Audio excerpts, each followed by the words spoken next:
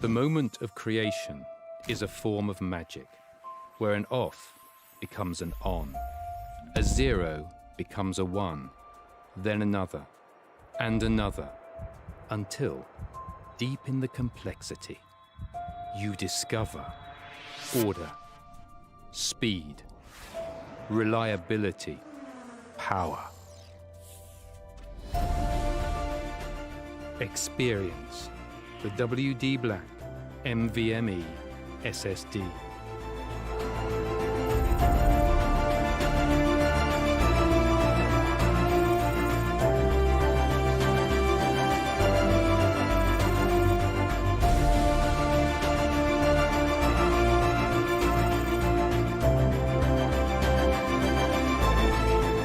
Fueled by darkness. Level up to NVMe SSD performance.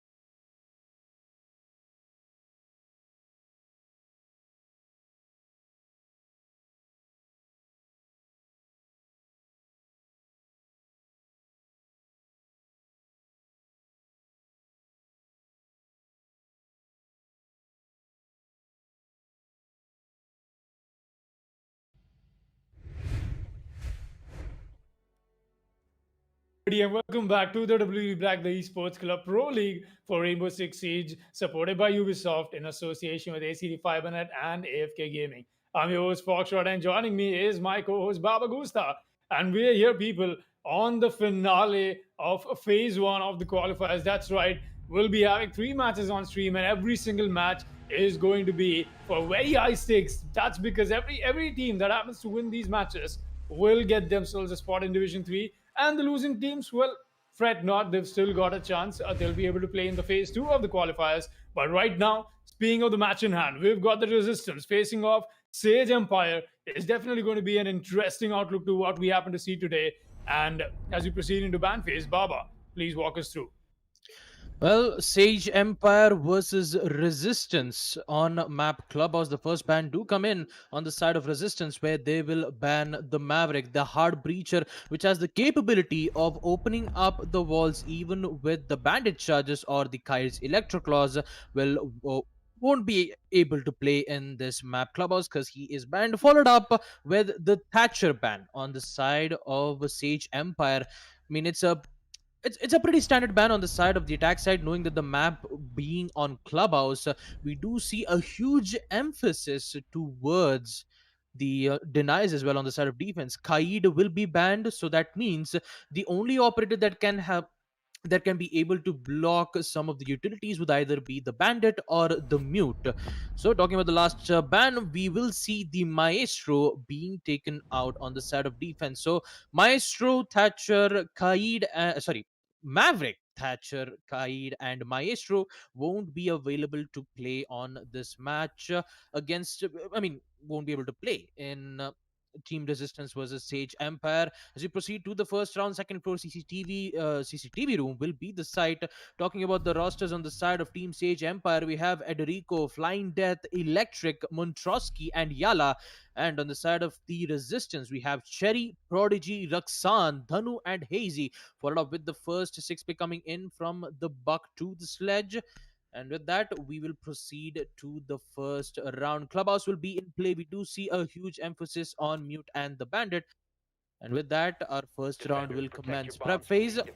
And also, just like Foxy pointed it out, if one of these teams lose, they will be eliminated in this tournament. So hopefully they will be, for the losers, they'll be able to try their luck in the next season.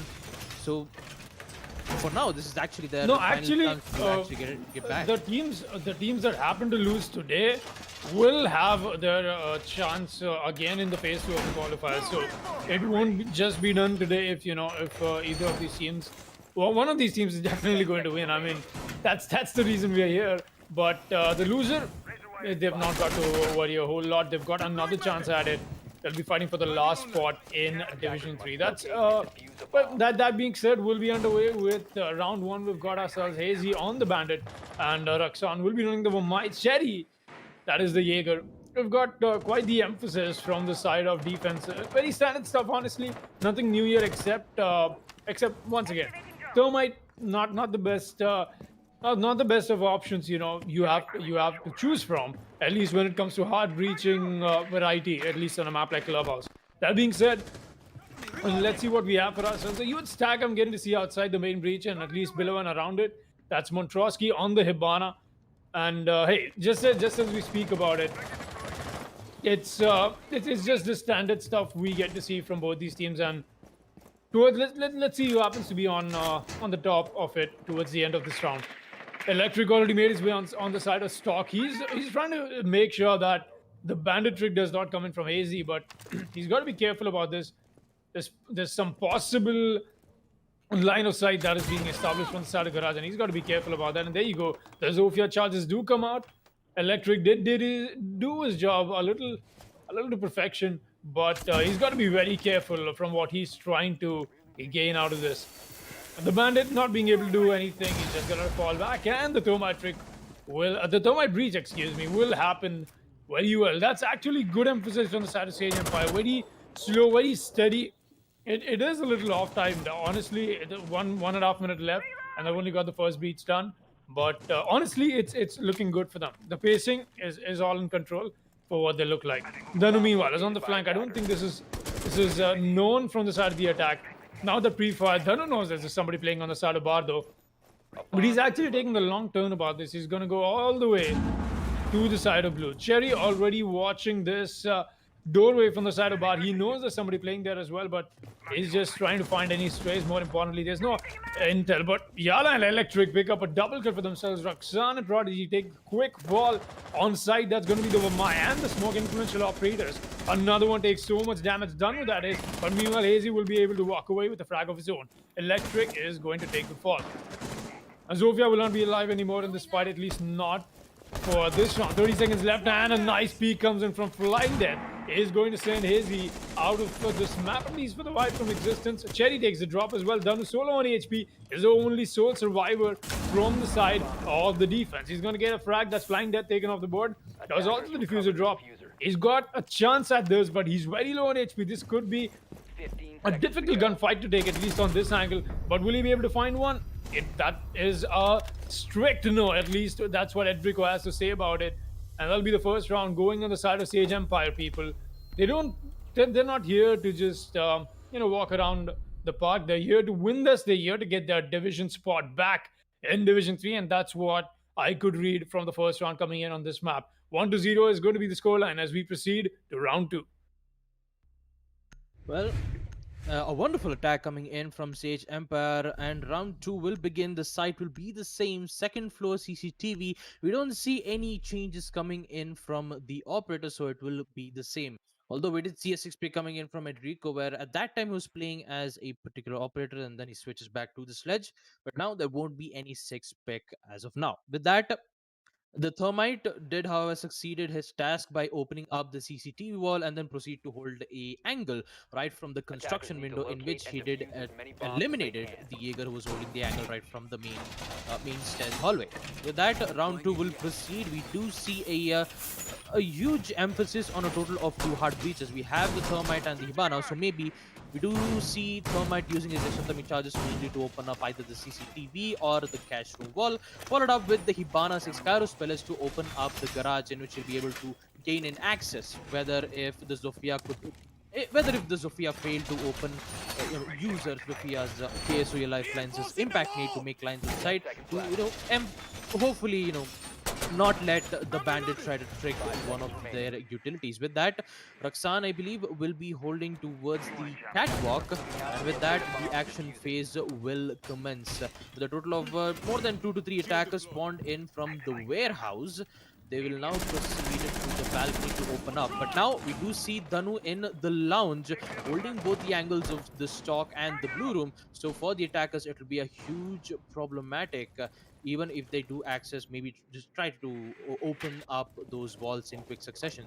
With that, Electric, he's just going to be holding an angle, since he do know that there is one particular player on the lounge. They need to think this through, and with that, a lot of time being taken to drone it out to get to know what exactly the defender's strategy is. And with that, Danu will now proceed to go back, maybe hopefully rotate back to the construction and just hold an angle on that. Actually, he's just going to make a quick rotate right from the hatch. Does Edrico knows that is the biggest question. Danu in a very good positioning. Maybe he can be able to eliminate at least 2 or 3 players on Sage Empire instantly. Raksan with the AUG, and just as I was talking about it, Edrico will be there to take out Danu, and Ash will do the same, eliminating Cherry, making it a 5v3 situation. Looks like history is repeating itself, as the Resistance have no idea on how to counter these. Exothermic charge being used, and Bandit is having a lot of problems dealing with it. C4 comes out, won't be able to connect, and Sage Empire is already in a strong lead, making it a 5v3 situation. The Resistance is facing a lot of problems with the C4 taken down. The only thing that the attackers need to be careful about is the smokes gas canisters. Montrosky and Sledge, both of them are inside the main building near the lounge, making sure that there won't be any flankers who tries to push in and get the surprise attack on the attackers. We do see the Hibana Scaros pellets, I believe, or the frag grenade, chef nade coming in from Enrico. Won't be able to either get both of them, but instead he'll be able to give some damage to his from his teammate Election. With that, 55 seconds remaining for the defenders as Yala gets yet another one, eliminating Prodigy. A great use of Excaros pellets to make an angle way right from the garage catwalk. With that, the peak comes in, and yet again Hazi goes down, making it Raksan the only operator remaining, and he's going to go down as well. Electric will be able to eliminate him as Sage Empire with a flawless round is going to win round 2 in second floor CCTV. Let's take a look at it in the ACT Fibernet instant replay. A wonderful picks that we do get to see. Sage Empire taking their sweet time, knowing what kind of drones that they need to do. Even with the mute switching his position, going back to the construction hatch, he had the upper hand. But even when he tried to engage a gunfight against Edrico, that is where he lost. And with that, the body started to drop. As we proceed to round 3, Basement Church is going to be the site. And yeah, just like I was talking about, 2 rounds in second floor CCTV. And then at the third round, switching the site would be a viable option. We do see Hazi picking up the dock. So let's see if this time the Resistance can be able to win at least 1 or 2 defense rounds. Definitely, that's going to be something that we look forward to. The Resistance they've had a strong performance so far, at least when it comes to the first 3 days of the qualifiers. But today is definitely not starting out to be their day. They happen to be on defense in a map like Clubhouse. You want to see yourselves be in the maximum advantage and the most control of the situation, but right now, I don't think that's the case. And Stage Empire, honestly, the last round, more importantly, such a beautifully well executed round. It was a flawless one for them as well. So they definitely look a whole lot more in control. Let's see going ahead what more we might get to see from both these teams. But my eyes are still on the Resistance. You can still see a possible comeback coming in. It's only 2 rounds that have been transpired, so it doesn't really put a whole lot in terms of where we're headed. But we're clearly headed with a disconnect, at least from the side of the Resistance. That does put a little bit of dent to exactly what I happened to bring out the statement. The fact that Resistance has still got a chance. They still do. Honestly, they still do. It's just one man that they've lost. They could get the equalizer early, but can only understand why they don't want to attempt a possible aggressive push right now. Edrico already making his way on the side of stock, and once again, I'm loving the pacing from the side of Sage Empire. They're being very methodical about what they have to do. They know exactly how they're utilizing the clock for their advantage, and not letting the defense have even the slightest of the timer advantage. Honestly, that's what I've gotten to see so far from the side of Sage Empire. that I did not get to see from them in the previous paydays. That's been a good step up from this team, and let's see how they happen to make it out at least in this time around. Round three is where the eyes are at. We've got Raksan already getting the pulse scanner out. He's got so much information. He knows there's somebody pushing up from the main stairs, but he is also aware that the blue push is imminent. Flying Death will be going for the construction breach. I think the job is well done, at least, You've got the stock hatch breach, you've got the kitchen hatch. I did hear that go off in distance. So, great, once again, great map control in terms of how they're getting the breaches done and establishing avenues for themselves. Sage Empire is definitely on it, but Dun, meanwhile, has returned. He will be the man on cams, at least for the while. But I'm afraid if it's too late or not. As he trying to employ this long angle from church, but the Zofia goes for the Electric knows exactly what's up. Meanwhile, the Higa is going to get dropped. I'm not sure from where. Edrico from the hatch, all right. He's going to make sure he gets a nice frag for himself. And that will be all of those hatches and whatnot, the information trade-off that they happen to gain before being converted. Yala is going to get himself a nice frag at a Raksan, but the Zofia, meanwhile, tries to move on to site, does get down and taken out. That'll be from the long angle on Prodigy. And Hazy, meanwhile, picks up a kill onto Yala as well. The things are going great and maybe turning around for the Resistance right now. 2 versus 5 possible clutch coming in. They have made it a 2 versus 3. Will we see 3 more attackers drop to the hands of these defenders? Montrosky already inside church, and he's very close to the dining table. I don't think the defense knows this, but Montrosky is being allowed to go for the plant right now, as he knows exactly what's up, and he's wanting to go for this aggression, but he's being met with the sledge as SMG. 11 takes his own time to not even go for the reload, just go for the gun change, and the finishing kill from Montrosky himself, the diffuser planter. My man gets... He's gotten the finishing kill once again. That's a cleanup. We'll be taking a quick look at that in the ACT Fibernet instant replay. Here's the deal. Sage Empire once again very strong on the attack that they want to bring on Clubhouse against the Resistance. And hey, honestly, it's not. I'm not even able to see Resistance putting up a fight. That being said, we'll be going to round 4. 3-0 is going to be the scoreline. As hey, we might see. I say with a huge might, here being the keyword, Sage Empire walk away with a definitive scoreline like we did see Resistance do to others. Maybe Sage Empire is here to do that to them. Let's find that out. Attackers need to locate. Yeah, well, let's find it out, Foxy. As we proceed to the actually from the prep phase of round 4, Basement Church will be the site. We do see a huge emphasis on the pulse, although it is quite efficient due to his cardiac sensor scanning good amount of information on the kitchen room as well as on the main stairs. Most of the time you do see a C4 play coming in from the pulse, but keep that in mind. Valkyrie is still present. You could still use the Valkyrie cams to give much more information towards the kitchen and maybe go for a possible roam capabilities. And looks like on the side of Resistance they decide to go full on turtle hold on the side, in which the Sage Empire is quickly catching up. They technically knows what to do and what not to do, and also just when the Zofia was all he had to do was vault from the table with an impressive angle from the blue stairs, in which Zofia did check that out pretty well, managed to save it and also giving good amount of information, and then all they had to do was go for that push in that execute and win it out. Well, let's see if it changes again, if Resistance try to make some possible comebacks, especially on round 4. At least they have a total of 3 more rounds. Hopefully in those 3 rounds they could be able to at least equalize the round against them in the first half, knowing that Clubhouse, it is very defender sided. I mean, most of the time when I say defender sided, it actually goes the exact opposite. With that, we do see Edrico pushing in towards the lounge, making sure that there won't be any roamers presence. Followed up with Montrosky opening up the hatches thanks to Excaros Palace, and a total of 3 flashbangs being thrown, to which Cherry will be forced to fall back to the Basement Church.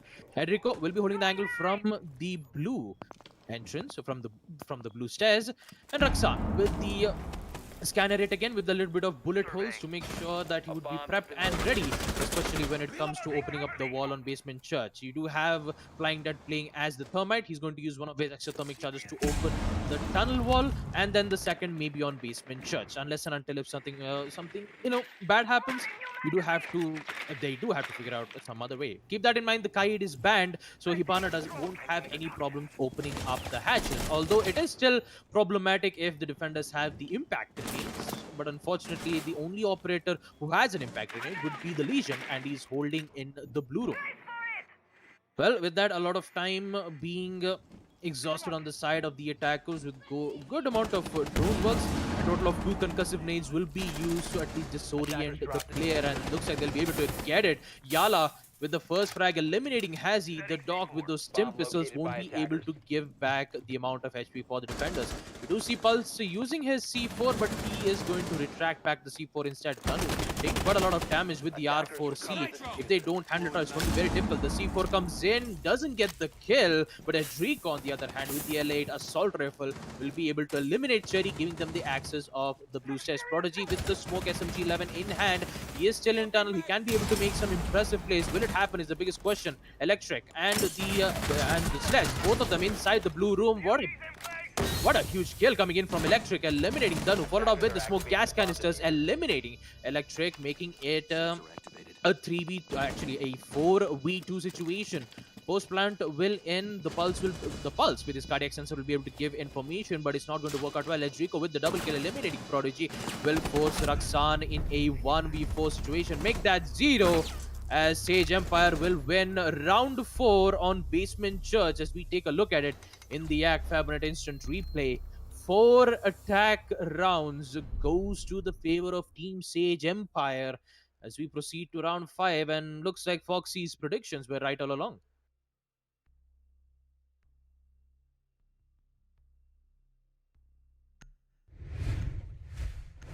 Well, that being said, yeah, we were just having a little difficulty on getting the feed, but yeah, Sage Empire once again very definitive scoreline that they happen to take for themselves, and going ahead, we'll be getting to see more of them. But right now, it's going to be 4-0 on attack on a map like Clubhouse. Resistance definitely is not having the best of their days right now. I've honestly seen them play better, and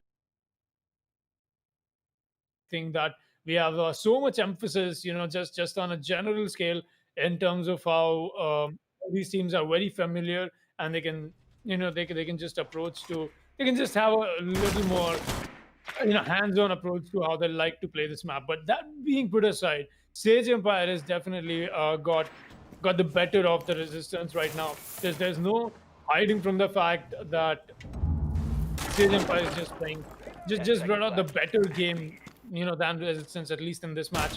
But hey, everybody on the side of Resistance, honestly, every single player is just amazing, and I've seen them at better days. It's just that I'm a little surprised that I don't even get to see a fight being put up from their side. At least this is not the kind of Resistance I was hoping to see today.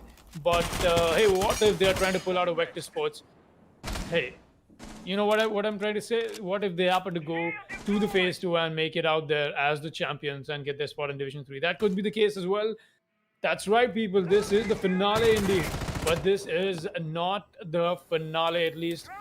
Yeah, at least not in the truest sense. We've got the phase 2 of the qualifiers coming in tomorrow as well. So that is going to give the loser for today another chance at it. Let's see if Resistance happens to be one of those teams that happens to make it to the phase 2 of qualifiers, or will they be able to walk away with a definitive win today and secure the spot in Division 3 for that matter.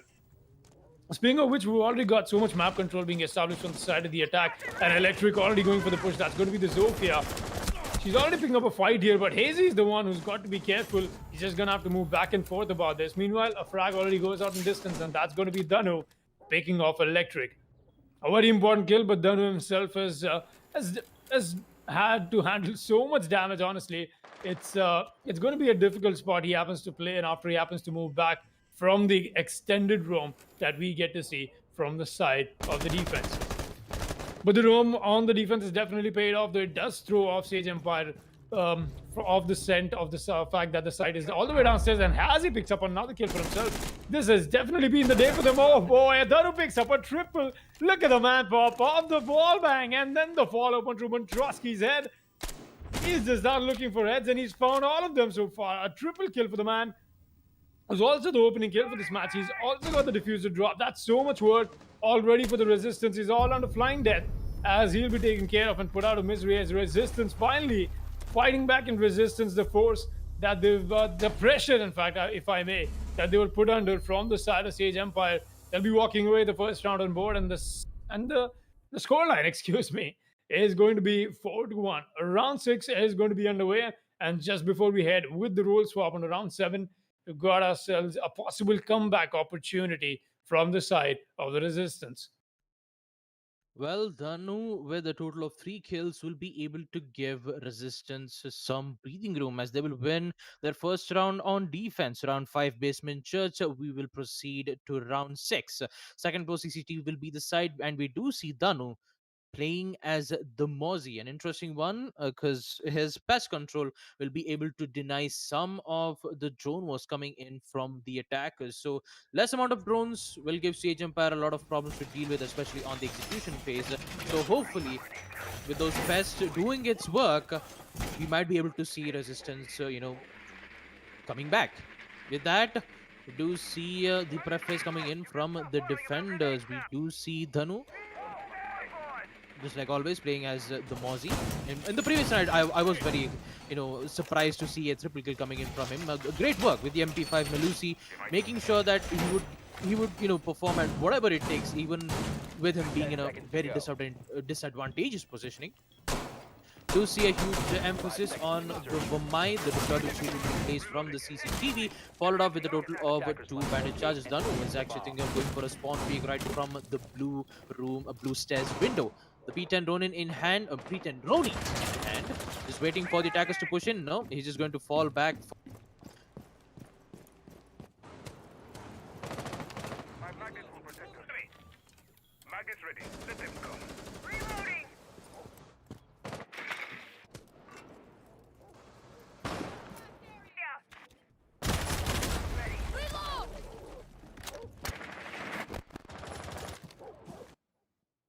Find exactly where bandit's location is. With the electric, all he has to do is use one of his impact nades to take out the bandit charges so that the thermite will be able to open up the wall. Yeah, there you go. Electric is already in. Will be able to. Still needs to be careful on Roma, who's playing close near the garage entrance. Has to worry about a total of 2 angles, one from the blue and the second in the stock. Hazi will do his work yet again, placing a total of 2 bandit charges, or just making sure that he'll be able to trigger it as best as possible. Thermite using his exothermic charge. Does he know that the trick is happening? No, he does not. He's going to lose one of his exothermic charges, which leads to the Thermite having one last gadget. Will he's going to use it, or will he's going to go for a fake? Well, looks like he's going to do it instead. The Zofia will be able to help him with the concussive nades, but it was too early, in which the Thermite didn't get to open up as soon as possible. Meanwhile, Edrico goes down, gets the confirmation. Dhanu will be able to eliminate one more. Raksan is still holding the angle from the lounge. If he eliminates Zofia, there is a higher possibility that Team Resistance will be able to make a great comeback, making it almost a 4-2. Dhanu taking quite a lot of damage from the Zofia in the stock, and flying that a lot of shots being connected, but they'll be able to get a total of 3 kills. Cherry, Hazi, and Raksan will go down, making it an instant 4v2 situation. Dhanu and Prodigy, a total of 3 smoke gas cancers, will be able to fend the attackers away for a total of 30 seconds. But after that, it will be very difficult to challenge in a challenge in a gunfight against it. Knowing that Sage Empire has a good amount of man count, it's going to be a matter of time when that timer turns to 35 seconds, the execution time. Here, one of the exothermic charges being used, but Prodigy will be able to down yet another one. Yala goes down, and the Mozzie will be picked back up. Still alive, still kicking. The Resistance, they just need to hold a total of 20 seconds. Will it happen? Both of them are holding in the cash room as the push comes in from Flying Death. Goes for the plant in the default. Will there be a push? Yes, it does. There will be the smoke, but he's going to get caught from the player from Electric, making it a 1v3 post plant, and that post plant will never succeed. Sage Empire winning round 6. As we take a look at in the ACT Fibernet instant replay, Resistance, they did all they could, eliminating at least 1 or 2 players on the side of Team Sage Empire. But I did not expect an instant 3 kill coming in from a specific team on Sage Empire, giving them the win 5-1. They are 2 rounds away to winning against Team Resistance. With that, round 7 round 7 roll swap, as the site will be on second pro CCTV. Well, that being said, we'll be headed to round seven. That's one round after the role swap. We definitely would love to take a look at the scoreboard if we could, Eisen, if that's possible. Yeah, thank you very much. We'll be taking a look at Ayala with the 7K. He sits on top of everybody else right now. He's definitely had the better day than his teammates. We've got the follow up on him with Edrico. Honestly, that's been the show. That's been the 7 rounds in summary. It's been Yara and Edrico getting those impactful frags. Even if you happen to think about it, Enrico happened to be this very influential entry fragger. He's been getting the entry picks for the Saturday Stage Empire, at least on the first half of this match, and he's been a little inclined towards dying after getting those frags, honestly. But it's been good. It's been good to watch that kind of role dedication that I'm getting to see from the side of SE. That being said, we'll be seeing the first side from their side come out on the side of CCTV. I'm not sure if that's the best placement of the Malusi charge, of the gadget rather. But hey, that being said, we're here underway with the match. No huge picks from the side of the defense except for the castle strategy that'll be employed. We've seen this come up from Jap teams quite a bit. You've got the castle set up on the bottom floor. I think at this point it's been played so much over in our region also. I wouldn't be doing justice saying that it's taken from a Jap team. That being said, we've already got Danu making the push from the side of garages. AZ is actually all right. He's actually just going to go waltz in inside the blue area because he knows there's a castle barricade right in front of him. But does he know if there's a defender below him or not? There's going to be the Wamai. No, that's the castle rather. There's no Wamai being employed. I always somehow get confused in my peripheral vision about the Melusi and the Wamai. Somehow just from the corner of my eye. But speaking of which, Flying Death is doing a lot of damage to Hazy. He's definitely not having a great time. Flying Death has got to reserve his bullets for the operator, not the drone. Hazy, meanwhile, does pick up a frag onto Edrico, who tried to go for the flying from behind and from exactly the spot I was talking about. Meanwhile, another fight going on between Sherry and the Belusi, but she wins that. Not the best of decisions to make, ripping out the Capita's firebolt and peeking that head angle just face up. You could have still used the Capita fireballs from like a distance. Honestly, not the best decisions I've seen the Capita make, and that'll be Cherry's mistake to fall in the grave. That being said, we are here on a 4-4. Hazy is the only one who's low on HP. We did see him take that damage before he took down Enrico, but that's going to be all the while more easy for Flying Death to do just a little bit of damage and walk away with a possible frag. Meanwhile, life is becoming a living hell for Electric as the man is not allowed to do a bandit trick. Yeah, now that I realize it just happened to Rima, also happened to, just happened to notice the Yala taking so much damage from that nade. He's somehow left alive. Raksan with a nicely cooked nade, but just not nice enough. Is going to leave Yala alive for the moment. He could do a lot of damage. No, never mind.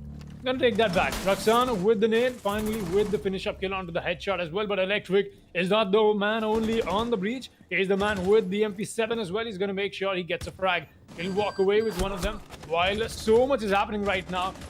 And off of that, Hazy is the one who will be able to walk away with the frag. All right, that's impressive, honestly. So we've got a 2 versus 3 established and so much happening. Flying Death will be there to get or kill Raksan. But the smoke gas grenades are what are stopping the push coming in from the side of the attack. AZ is already solo on HP. Prodigy's taking some damage as well. Here's the push up from the castle. He gets the planter. That's the thermite. He gets the double kill. And that will be the final fragger to Hazy as well. Hazy does get the frag onto Montrosky before going down though. So that was essentially a 1v1 that Flying Death happened to clutch it out for his team. And that's the play that Sage Empire needed, people. They'll be putting themselves on match point as we go to round 8. Well, a match point is in from Sage Empire and an impressive performance from both Flying Death and Electric on the side of defense, even with them having a two-man disadvantage, Yala and Edrico being eliminated. A good emphasis on the castle's armor panel to make sure that they won't be able to open up the walls on CCTV, which forced the attackers to open up the castle's armor panel. And the castle, who I believe that was Flying Death, was giving good amount of pressure right from the blue stairs, didn't give him the opportunity to even win Attackers some of need to those gunfights. locate and Although defuse as many the bombs Zofia as they did win can. win one of the gunfights when Jaeger was deciding to get that surprise kill, but he was too fast on his trigger fingers and he did eliminate Enrico as well as Yala on the side. The only problem was they couldn't get the control, on lounge, not on side. You have to punch. But with that, Sage Empire will be on match point. They are. They are quite confident on the defensive side as well, with Electric and Flying Dead, both of them performing their wonders. We do see Electric picking the Valkyrie. He will be able to place his Valkyrie camps.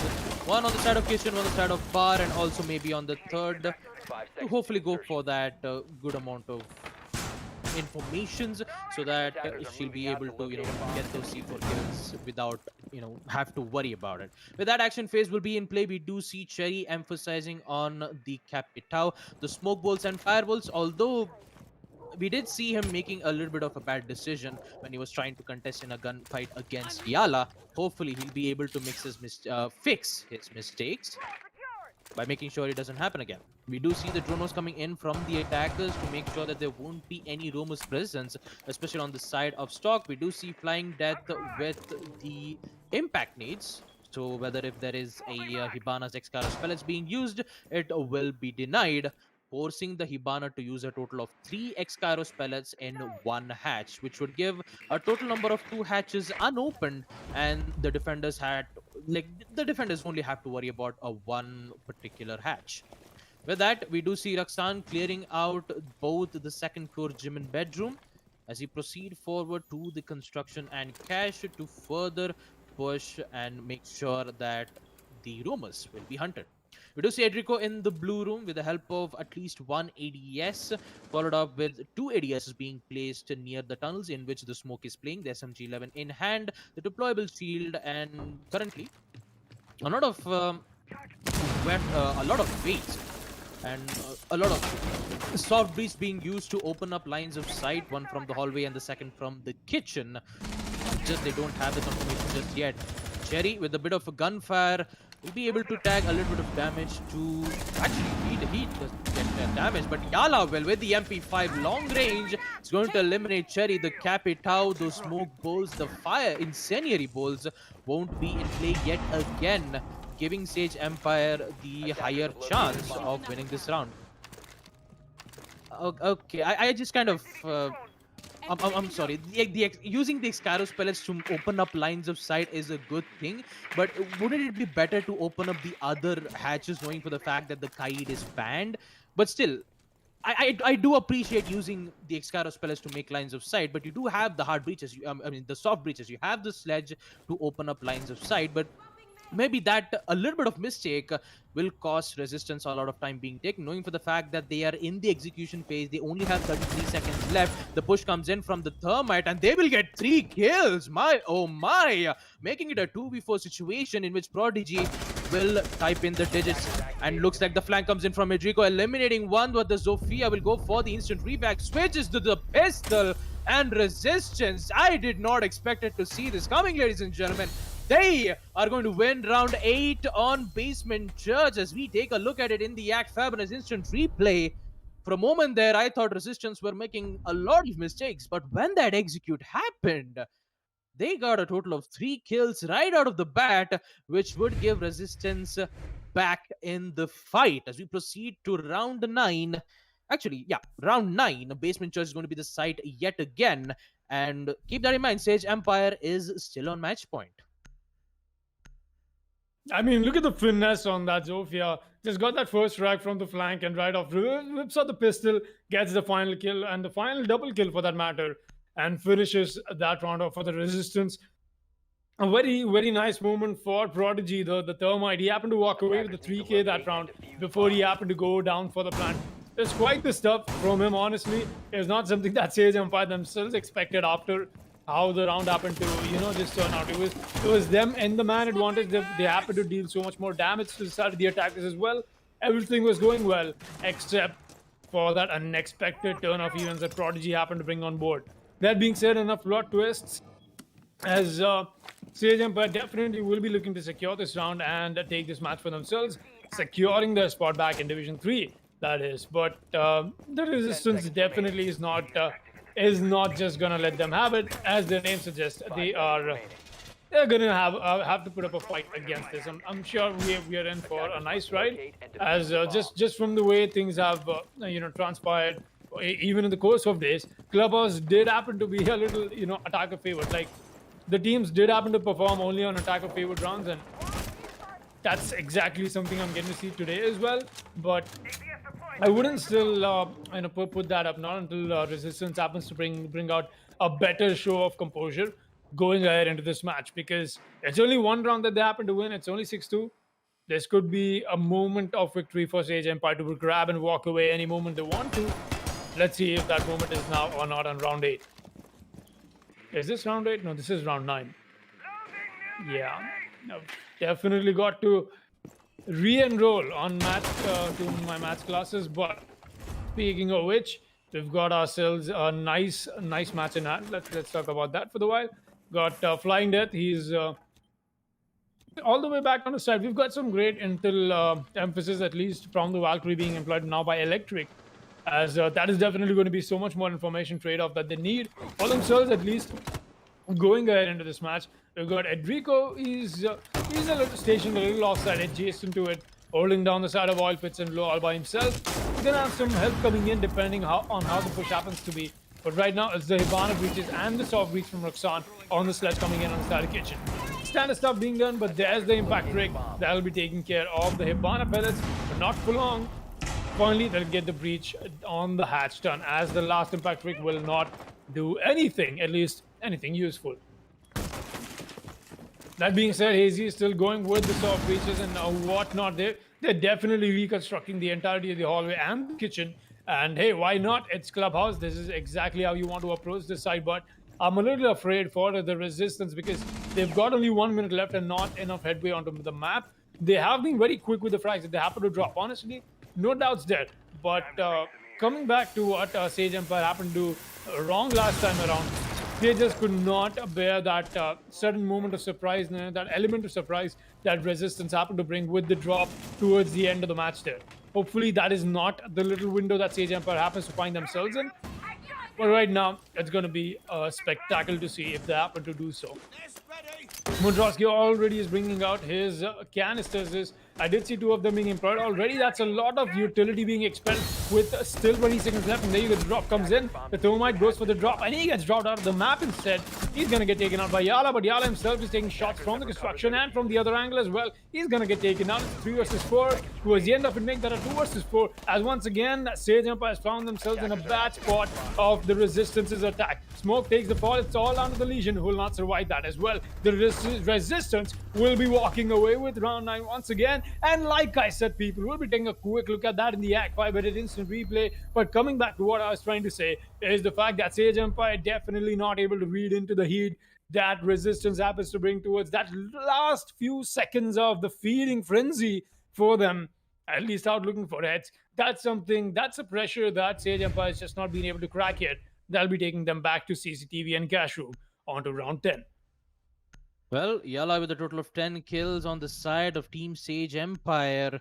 But the Resistance, they need 3 more rounds to equalize the round against their opponents. The site would be second floor CCTV room with the use of Castle. Never mind, there's a 6-pick coming in from both the teams as Cherry switches from the IQ to the Capitao, followed up with the Castle to the Legion. Now, in round 7, we did see a huge emphasis on the castle armor panels being placed on the blue stairs entrance, the stock entrance, and the lounge entrance, in which all 3 of them were locked. So Zofia, instead of using the utility, she decides to use a melee to, melee it a total of 100 times so that you can be able to open up the armor panel. Now, it is a good idea because that would give the attackers having at least 2 projectiles in a possession, so that if there's any deployable shield being present on the side of the defenders, they'll be able to remove it at the best as possible. Hazy is making good amount of decision making, but although he did get quite a lot of damage with the castle's UMP, he still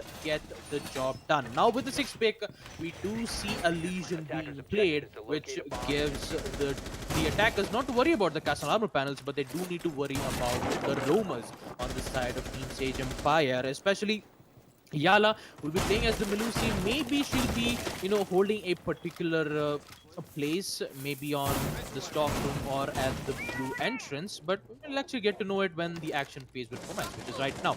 As he will be able to switch it to the concussive nade. Hello there, says the Sophia. It's basically an technically when she says the word hello there, it kind of sounds like Shrek saying hello there. But anyways, the drone was comes in from the attackers. Will be able to know that there won't be any castle panels being detected, which would give the opportunity for them to just push in. Raksan in the stock, he will be prepared for the chef nade, followed up with Danu, making sure that there won't be any, flanks coming from the strip club. Most of the time you do see a run out from the strip club instead, but for now it's just going to be a hard hold on the side of Team Sage Empire. Lots of damage being taken from Hazi. He needs to be careful. Edrico holding this room as best as possible, won't be able to give the control of the garage. Montrosky with a good angle right from the stock. If he gets at least 1 or 2 kills, he'll be able to give a lot of breathing room on the side of Team Sage Empire.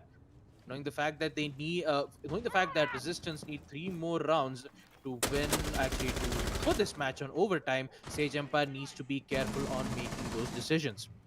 With the attackers getting the control on both the blue and the stock room, opening the hatch, quite interestingly enough. I think it's the defenders who apparently hold down the hatch. Flying Death with the T5 SMG will be able to hold the angle, sees the leg of the Sophia, won't be able to go for the connect just yet.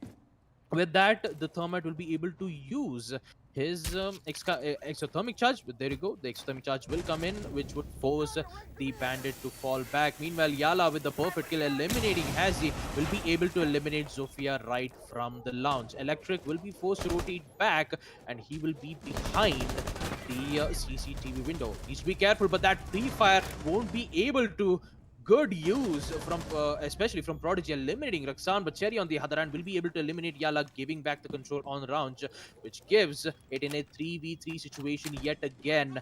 This can go both on the favor of Team Resistance, or it can go sideways and Sage Empire can be able to just salvage this round out instantly. Prodigy goes for the push, goes for the default plant. Will it happen? Prodigy is still sticking for the plant. Looks like he's just going to fall back. C4 comes in.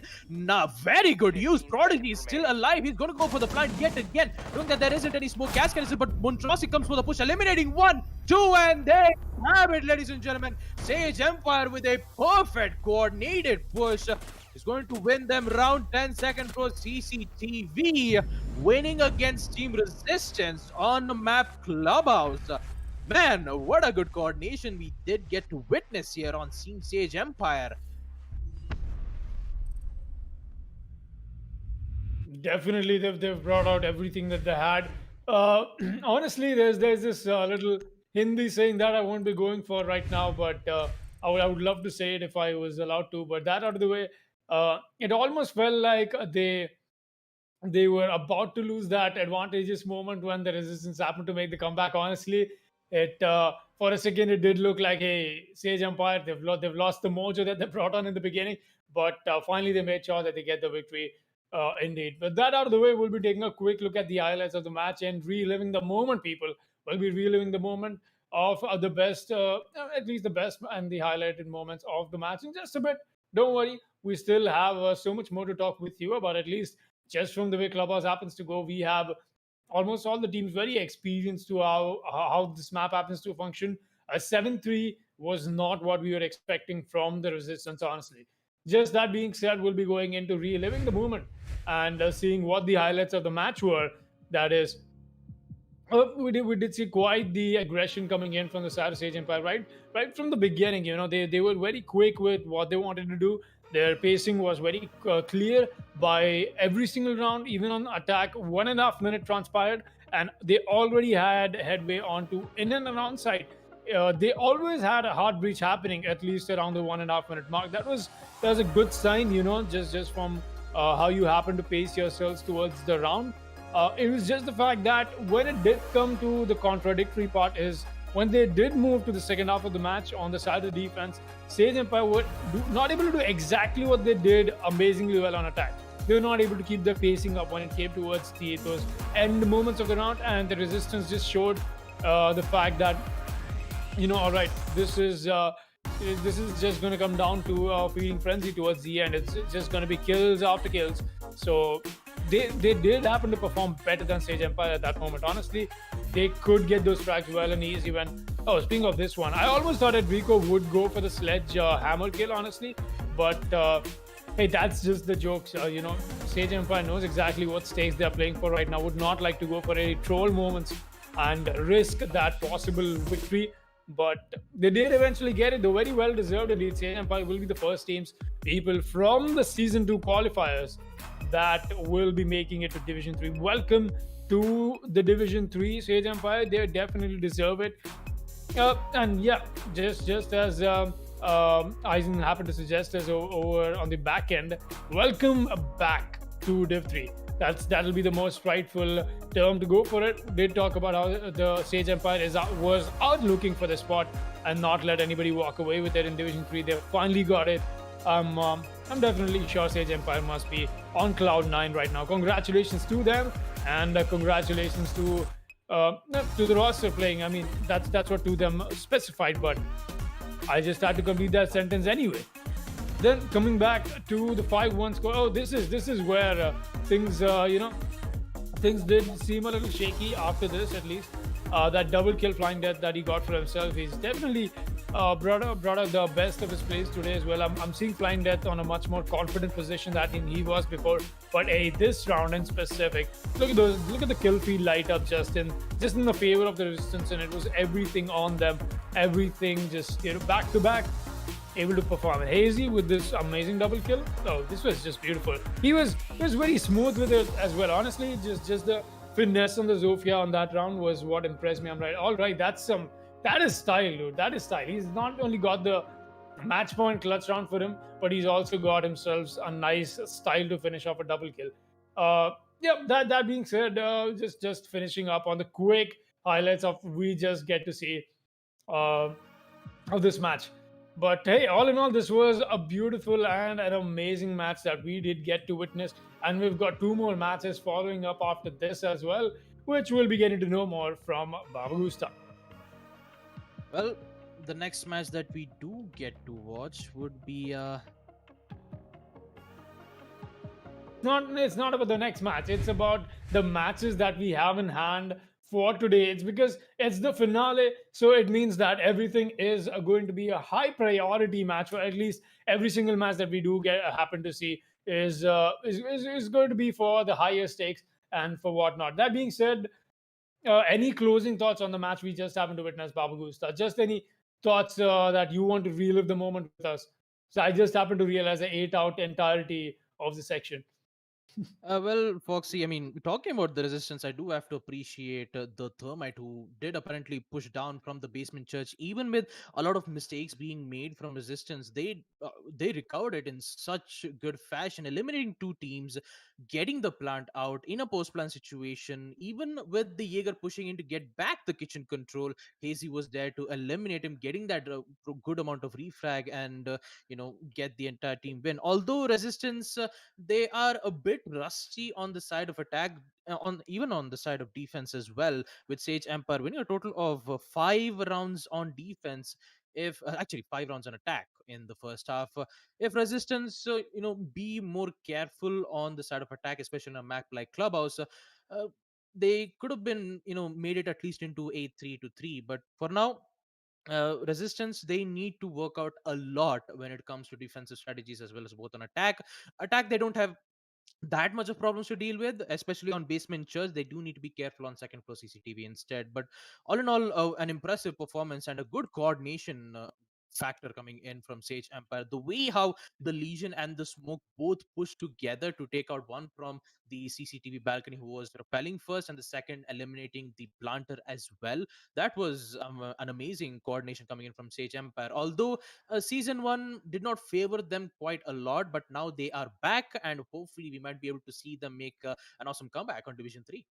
Definitely, we might get to see that coming in from them. But speaking of which, we've got two more matches coming up on your screens, people. After this, it's going to be Throw Syndicate versus Team Heat, and following up right after that is going to be Statics Gaming versus Naughty Indians. That's right. Both of these matches are going to be amazing, and we cannot wait to get them to you on your screens. Make sure you get yourself some popcorn, some snacks ready, because you're in for a nice ride of the season 2 qualifiers finale, at least in the phase 1. That being said, that will be it from me and Baba Gusta, and we'll be seeing you guys right after this short break. Stay tuned.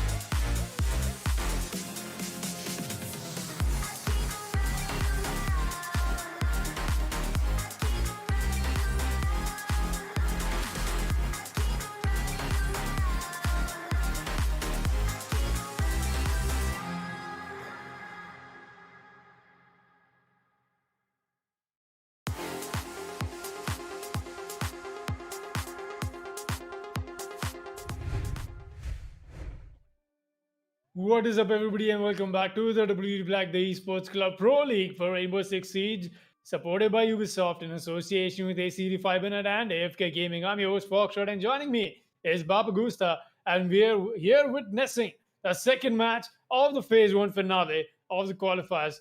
That's right, the teams that win today will be going into Division 3. They'll be getting themselves a nice spot secured inside the league. That being said, Baba Gusta, how do you feel about this match up that we have coming up today? We did happen to see one match already. This is the second one in hand. So, what are your thoughts heading into this one?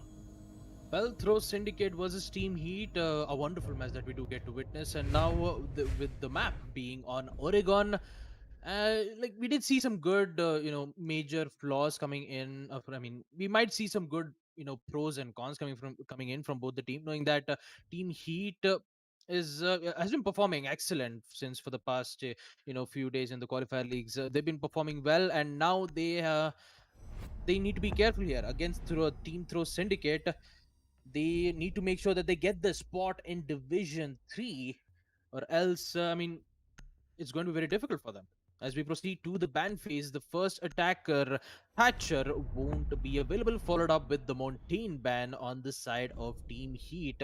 The map, of course, is on Oregon, so with the Mountain being banned, we still have the Maestro, sorry, not the Maestro, the Maverick still available. With this breaching torch, he can be able to open up those walls without having any problems of dealing with the bandit charges or Kaid Electroclaws.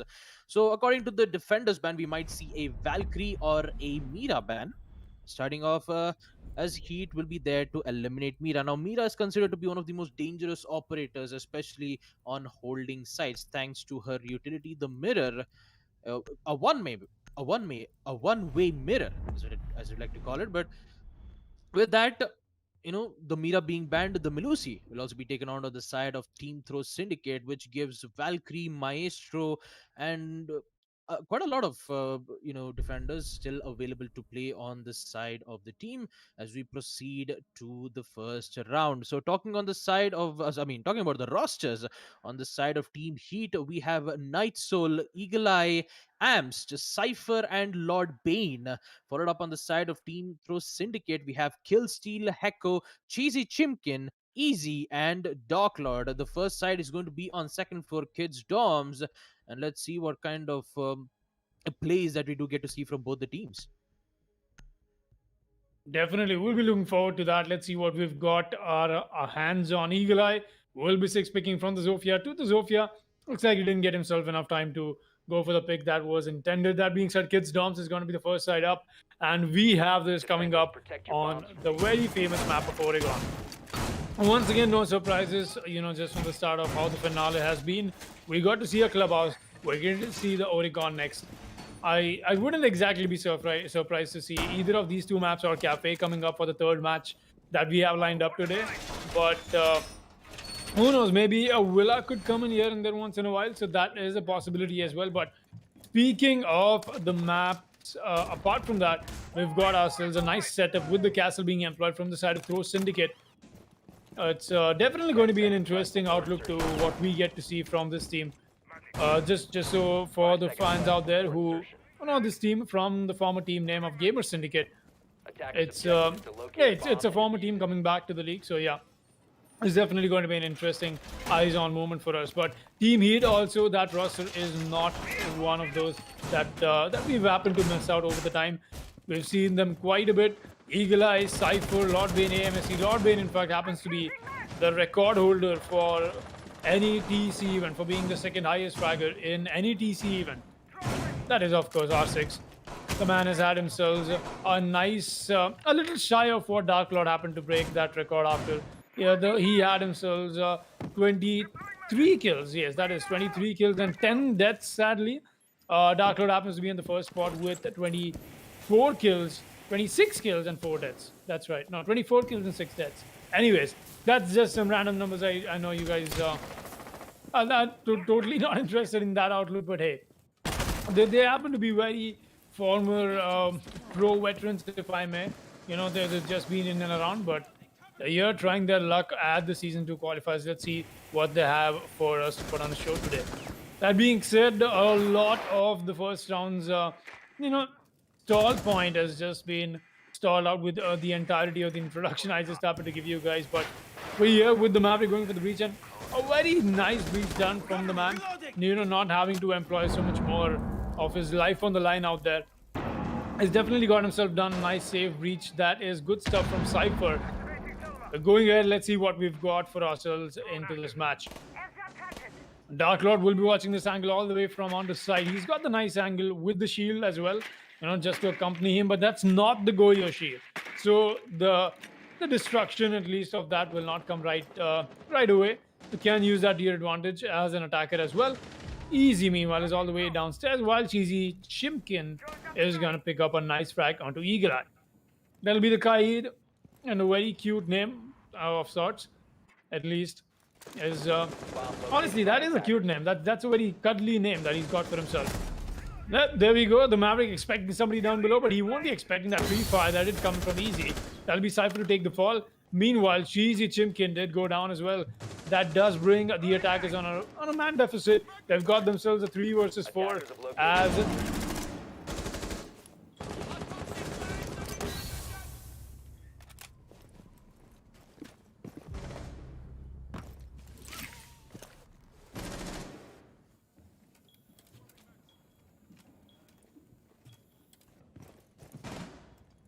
15 seconds remaining. 10 seconds remaining. 5 seconds to go. well, there's a lot going on, but I'm still gonna stick with this. AMS team will be going for the plan. We've got a 1 versus 1 here. Killstreak is gonna get the final frag on the Lord Bane, but that's not the final one. Not in the truest sense, but Killstreak walks away with that clutch anyway, people. It'll be Killstreak on to the final frag with the shotgun in hand, and that will be the counter defuse and the post-round retake coming in from the side of Throw Syndicate as they take the first round in. On a series of quite the roller coaster of a ride we had, honestly, over there. It was quite the turn of events from how the round started out and how the round happened to turn out. But it was Throw Syndicate towards the end to stand on top of it. Well, round 1 will go to the favor of Throw Syndicate. An excellent post-plan situation winning on the side of the defenders. As we proceed to round 2, Basement Laundry will be the site. We do see a Ying pick coming in from Lord Bane, so maybe we might be able to see some smoke flash plans. No, we do not. As we see a 6 pick coming in from both the teams, as the Ying will be switched from the Ash, followed up with Dark Lord, as it switches from the Mozzie to the Valkyrie. With that, we are going to proceed to round 2. Basement Laundry will be the site, and let's see how well Throw Syndicate will be able to handle their defense. We do have Kill Steal with the smoke, the deployable shield in hand. We have a total of, you have the combo of Jaeger Vamai, those ADSs as well as the Vamai's magnet nades to make sure that would keep their deployable shield as safe as possible. Followed up with the Kai's Electro Claws from, to place his Electro Claws from a total of 2 hatches, one from the Freezer hatch and the second from the Electrical hatch. With that, we do see a lot of angles being placed on the angles being made on the side of the smoke with these devastating shotguns, and with that the action phase well commence.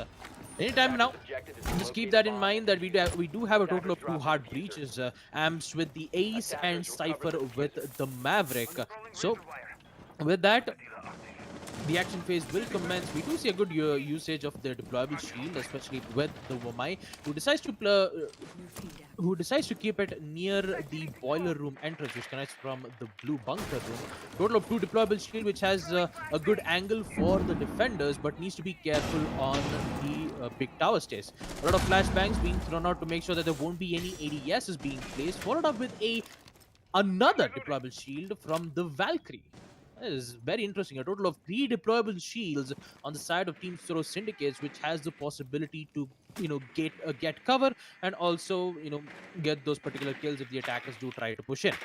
With that, Eagle Eye will be able to detect a roamer that would be the Jaeger holding towards the kitchen, in which he's the only one who has the possibility to eliminate some of the attackers who decide to push in from the big tower, from the, to eliminate some of the players on the side of the boiler room, in which Heko is holding on to. With that, Easy, I guess he's still in that particular position, but maybe going for a big tower push wouldn't be a good idea. So he decides to reposition himself with a total. After that, we do see a total of 3 attackers on the side of Team Heat, especially the Maverick doing his job with his breaching torch to open up the hatch.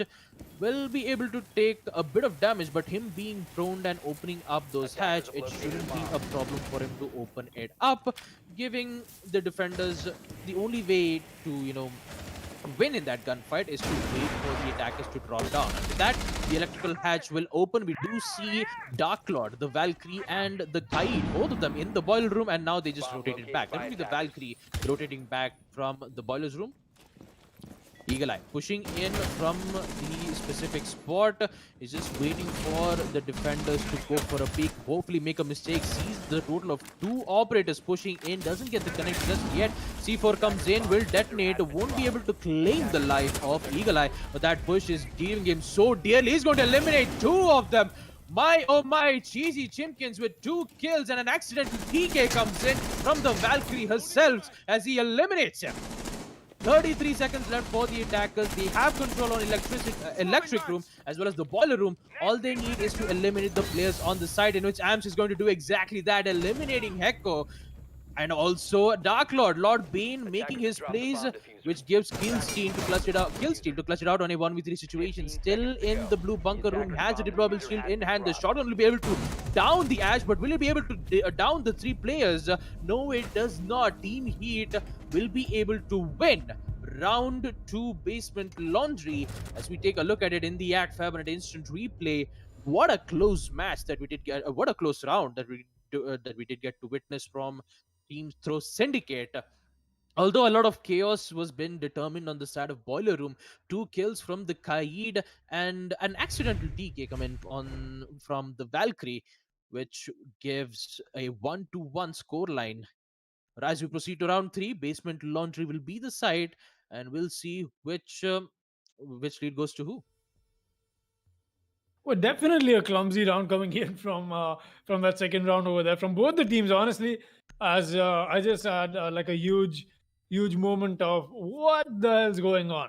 We got to see a double kill coming in from the Kite, but before that, it was that comical moment with the Zofia. Honestly, Eagle Eye just against that solo pillar, trying to find the Kite. Goes left, goes right, goes left, goes right, and eventually that's the Kite. That was so funny. Cheesy Chimkins did walk away with a double kill, but then he got a kill by his own teammate. That was a Valkyrie. So a very comical round, honestly, just from the viewer standpoint, how it looked like. But I'm definitely sure that the teams themselves must have had very heated comms. And speaking of Team Heat, they're back on this side. Excuse me, they'll be the ones on attack. So well, they did manage to walk away with the round. It was awfully close to the first round as well. They looked very much in control, but it's Throw Syndicate that walked away with the first one. Let's see if they'll be able to walk away with another round. That's the real question right now. In Baba happened to just throw us up on. And let's see whose favor this match happens to go to, at least in the early phases of it. Lord Bane with the Ash already making his way to the side of the blue barrels and the blue bunkers. He's met with some resistance, at least. As yeah, that was pun intended. We've got Dark Lord's alibi, Prisma claiming it, just giving away his position while the Wamai charges will be taken care of with the flashbangs on the Ash. The shield definitely is going to be a very important factor for going for these peaks for Hecko, but he's taken so much damage himself. He does not want to re-engage on this. Definitely not. If I was him, but Night Soul, meanwhile, starts things off and easy takes the fall. That'll be a Jaeger. I think he was on the roam, and he did get shut down. It's not the most pleasant of days for going on a solo roam on a map like this, but then again, let's see what we've got for ourselves going ahead into this match. Cypher moving up the meaning split, while we do have some. No, actually, the Wamai is still going to be sticking with that aggressive peak that he wanted to go for before. He's got some help from Killsteel as well, while the push from Hecko and Killsteel is being stopped. There's another fight that the Nomad seems to be taking. That being said, we still will be awfully close to the 1.5 minute mark that we just happened to hit, as the matches did come to a stall point until this kill that Lord Bane happened to drop Killsteel. Well, he'll advise peak, but here's Hecko will be walking away with that frag. Easily done. So a very important one as well. But Cypher not able to take the advantage of the hatch open, or did that not open right in time? As Echo was able to walk away with that. Two bodies dropped on the side of the defense as Team Heat looked once again very much in composure, but we've seen a similar turn of events come out from the side of Pro Syndicate. They've been able to turn things around for them. Let's see what happens going ahead into this match. Echo solo on HP is just gonna have to fall back into the closet room while the push from the side of the blue bunkers will be eminent from the attackers. Not knowing that there's a Mai coming up, he still loses that fight. AMSD walks away with that frag. Barely scathed, in fact. He's got a lot of damage done on him, but not just not even enough for Dark Lord of Cheesy Chimkins to take advantage of. Let's see if they'll be able to do that or not. Going ahead into this match. Attackers bomb diffuser Cheesy active. Chimkins watching this angle from the freezer. He knows there's somebody coming up, but the plan is already going down. And that means Dark Lord has got to push up, but he's going to take the fall of the Zofia and Night Soul to finish things off onto Cheesy Chimkins. And that will be Team Heat walking away with round 3. And a very dominant attacking round coming in from them. Quite the performance, honestly, as they definitely have brought out the pacing for themselves in this match as we proceed to round 4 with them in the lead. A lead, at least for the while. 2-1 is going to be the scoreline, and once again, Kids Doms will be employed as a side from the side throw syndicate. Well, we are back in the second floor Kids Dome site, in which Throw Syndicate did win a post-plan situation against the attackers. Will it happen again? Let's find out in round 4. The operators will be the same, a total of 2 hard breaches, Amst with the Ace, Cypher with the Maverick, and Nightingale with the Nomad. The Defenders, Ajax will protect your be bombs from efficient being for used them by to just attackers. mainly focus on opening up the wall so that they can mainly focus on pushing towards the site and getting that win. With that, we do see a huge emphasis on towards the castle, the armor panels, and quite an interesting amount of reinforced walls right on the side of the kitchen. So maybe we might see some hold, especially from the castle, to hold on the kitchen as well as the server room. We do see a deployable shield. We do see a lot of huge utilities being used on the side of the defenders. Total of 2 armor panels 10 seconds right to from insertion. the corridor of security, and with that, Kills will be able to 5 make some seconds left before rotations insertion. from the Kids Dome side through from the attic, and he'll just be prepped and ready to go. Action phase will commence. A total of 2 attackers will be spawned towards the construction site to get the control of the big towers. Now we do see the electrical being placed right on the top side of the attic wall. And with that, we just wait on the attackers to just drone out, see whatever strategy that can be able to counter the defenders. When the Sophia did open up the barricades of the windows of the white stairs, he will be able to see that there is a castle panel being picked, but the first frag is what they will not expect, as Heko eliminates Lord Bane. An important kill on the side of Throw Syndicate as the main fragger on the side of the attacker goes down. Double repel comes in from the Ace and the Sophia, but he'll just decide to just get the control on the kitchen instead. And with the Ace, we'll be able to open up the second floor kids window barricade and proceed to push in. We just have to wait for the Sophia to Attackers have get the located a control of the server room, in which Vamai is holding that specific angle. With that, Kill still has a total of 3 smoke gas canisters. He's just waiting for the attackers to push in so that he's going to deploy his utility. Meanwhile, we do see Cypher with a good use of the breaching toss to open up the wall slightly on the right side of the attic so that he'll be able to find where exactly that Electroclaw is eliminated and hopefully make a proper, proper hole to make sure that they'll be able to push in without having any problems. Last time we do remember, Easy was still in the meeting hall with a good angle right from the attic hatch, eliminating him, but Eagle Eye will be able to take things easily as he eliminates the castle, but an instant refrag comes in as Heko decides to go aggressive, eliminating the Nomad, which would make it in a 3v4 situation. Now Throw Syndicates has the opportunity. All they have to do is to wait for the attackers to push in so that they'll be able to lay their traps on them. Cypher will be able to prep his nade, possibly to open up the castle's panel, but that is a chef's grenade, eliminating the smoke. Great usage from Cypher as he eliminates him, followed up with Amst eliminating Echo. With that, the favor goes to Team Heat as the man count immediately starts to decrease with the 42nd time. A huge kill coming in from Cheesy Chimkins as he eliminates Cypher. starts to rotate back from the second floor Dom's main hall. Now he has the upper hand, but with that smoke being used, will it happen yet again? Dark Lord, a beautiful shot from him, eliminating Eagle Eye and Cheesy Chimkins to finish it off, eliminating Amps to throw Syndicate. Winning round 4 on second floor kids. As we take a look at it in the ACT Fibernet Instant replay, two sides. The second floor kids goes to the favor of Throw Syndicate, making it 2-2.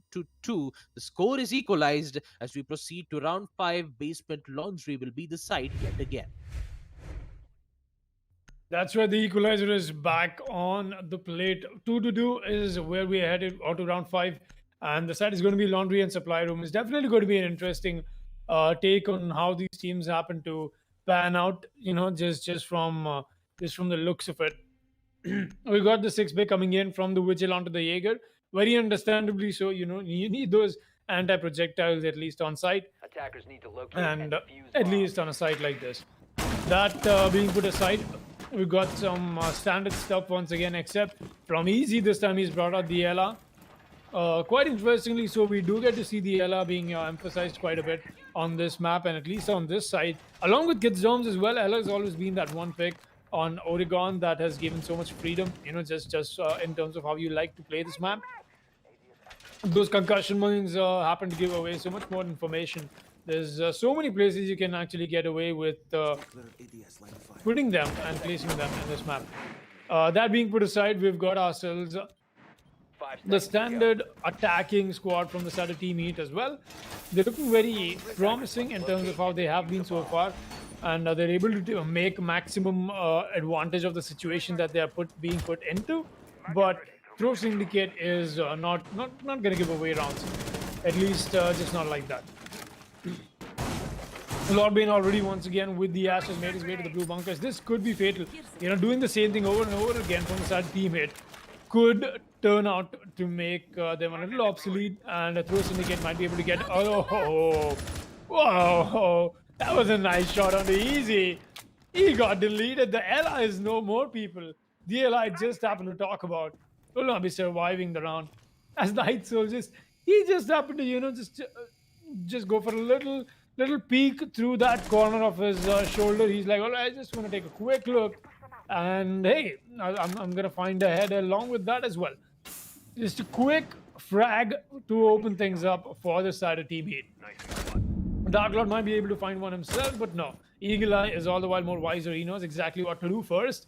Is concuss the man, make him a little less, a little less in his senses to pick that gunfight.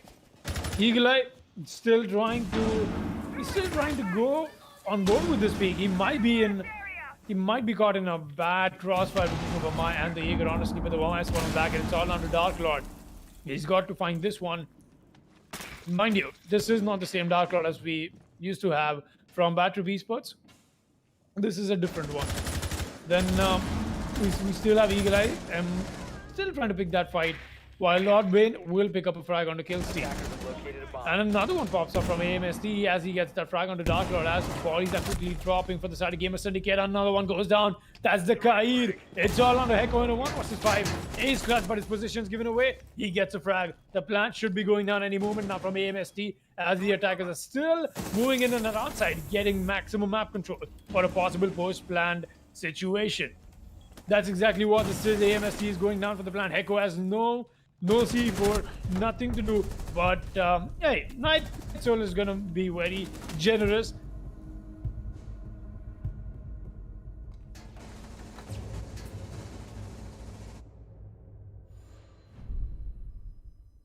Well, a wonderful round coming in from Team Heat as they will win round 5 Basement Laundry. As we proceed to round 6, Basement Laundry is going to be the side yet again. So, as we take a look at the match history, the total amount of rounds where Team Throw Syndicate win was at second floor kids. Total of 4 rounds, which was on Basement Laundry, went to the favor of Team Heat. Now, with that, we are proceeding to round 6, the final round on defense, where Team Throw Syndicates will be defending. As we do see a 6-pick coming in from Cheesy Chimkins as he switches from the Mozzie to the Jaeger. Now, Jaeger is considered to Attackers need to be one of locate the and most highly defuse as picked many bombs operator on the as they side of can. defense, and not picking him would cause a bit of a problems on the side of the defenders. So having a Jaeger, due to him having a total of 3 ADSs followed up with the Vermeer's magnet needs, is very effective. And picking Mozzie, yes, he is good when it comes to his roaming capabilities, his best controls to give counter intel, but having a Jaeger is way much more effective, and going for that six pick is actually a good idea for them. But hopefully, we'll see whether Team Heat will be able to make it to a 4-2, or will throw 10 Syndicate, seconds to go. will be able to equalize it 3-3. With that, we do see a total 5 of seconds two. to go. According to me, in the previous round, I did saw a total of 2 ADSs being placed Attackers right need to at the locate and entrance defuse the of bomb. the blue The attacker's bunker. bomb diffuser Will it has happen, been or dropped. we might be able to Attackers see have some recovered different their changes? diffuser. Action phase will be in play. Total of 5 players have spawned in construction, so maybe we might be able to see a total of a fully fledged push coming in from the blue bunkers. Except we do need to get the control of the actually from the meeting rooms, in which Cypher always does it. They open up the hatches to get the control on electric, so that their mainly focus should be on the boiler room. The push comes in from the Jaeger, dealing good amount of damage to the Zofia, but it is not enough. Lord Bane, we see him perform such excellence, and just as I was talking about Jaeger, he has the shotgun in hand. Actually, Easy is the one who has the shotgun in hand. I do have to apologize for that. But the first frag comes in, and it is going to be Cypher. His nades are on point, and he's going to eliminate Hecko, the man who was proving to be quite efficient. It's not going to work out well, but Killsteal is going to return the favor by eliminating Lord Bane. Looks like the two important fraggers on both the sides have been eliminated. With Killsteal still alive, he needs to make this play. He needs to be careful that there is a player holding an angle from the big tower stairs. With that, the attackers will gain the control, but do they know that there is the bandit with the shotgun in bomb hand has been making a play located. here?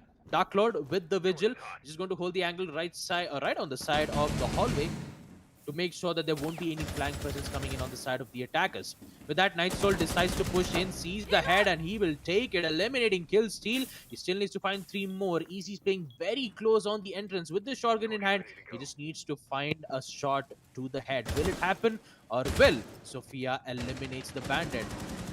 The push comes in, and looks like Dark Lord is going to go down. A good use of it as the bandit goes down as well, making it a 4v1 situation. Cheesy Chimkins with the Jaeger. The nade comes in. Will be able to damage quite a lot of damage to Cheesy Chimkins. And with that, the post-plan situation will come into Amst, and Jaeger all by himself. He needs to keep a little bit of hope with his gun, but he won't be able to keep it for so long. Team Heat winning round 6 on Basement Laundry after a total of 3 rounds, in which Heat has been pretty dominant on Basement Attack. We are going to progress to round 7, role swap, where Team Heat will be the one defending.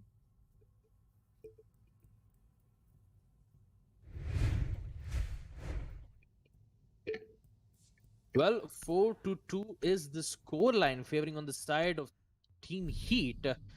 As we proceed to round 7, second floor kids dorms is going to be the site where Team Heat will be the one defending. We do see a different operator picks coming in on the side of defense. One would be Amst with the Maestro, and Nightsoul with the Goyo. Talking about it, we do see a 6 pick coming in as Nightsoul decides to switch in from the Vomai. The Jaeger Vomai combo is quite powerful, especially on a map on Oregon, and the site Attackers being need on to both locate second and floor defuse kids as and many bombs basement as they can. laundry. With that, preface will come in.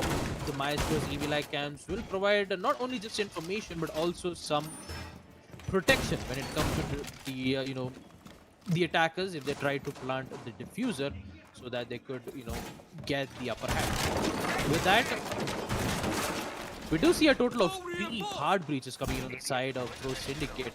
Killsteal playing as the Thermite, Hecko with the Maverick, and Hibana is going to be playing as Dark Lord is playing as the Hibana.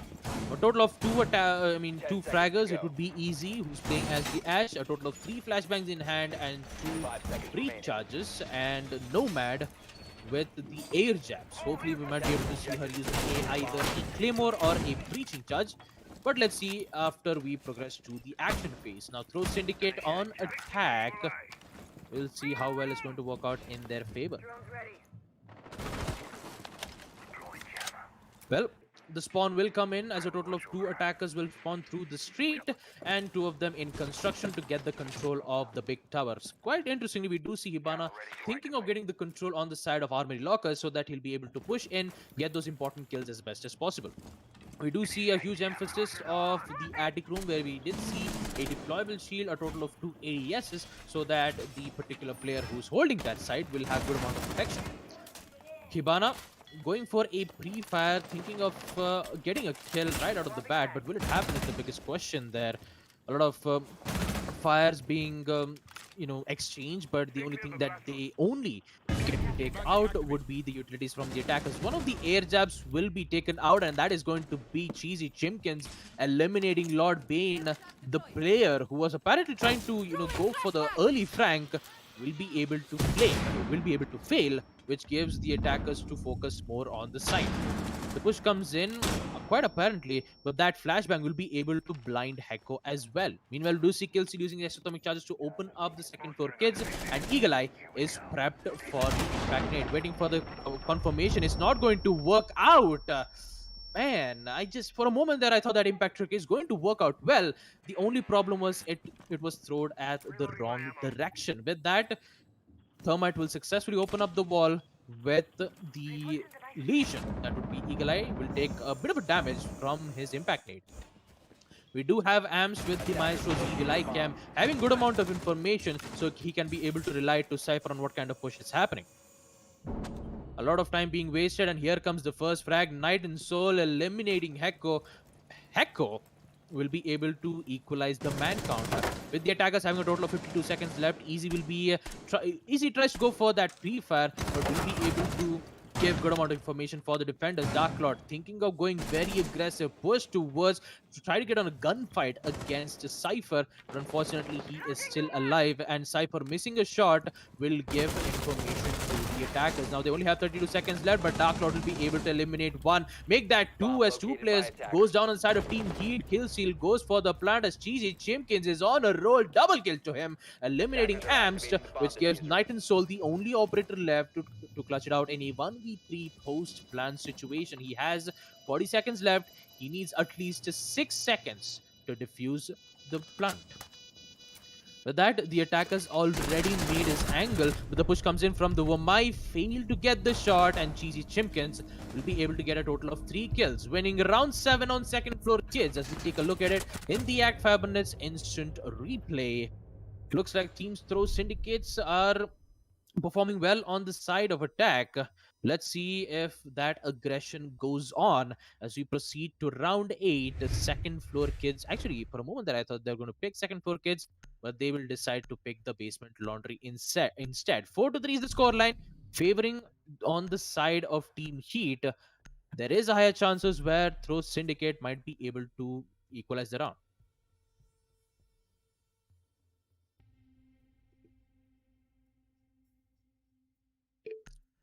With that, we do see a 6 pick coming in on the side of Team Heat, where Eagle Eye shifts from the Legion to the Legion. Very 100 IQ plays, I would like to call it. But with that, we'll just head on back to the prep phase. The site will be on basement laundry.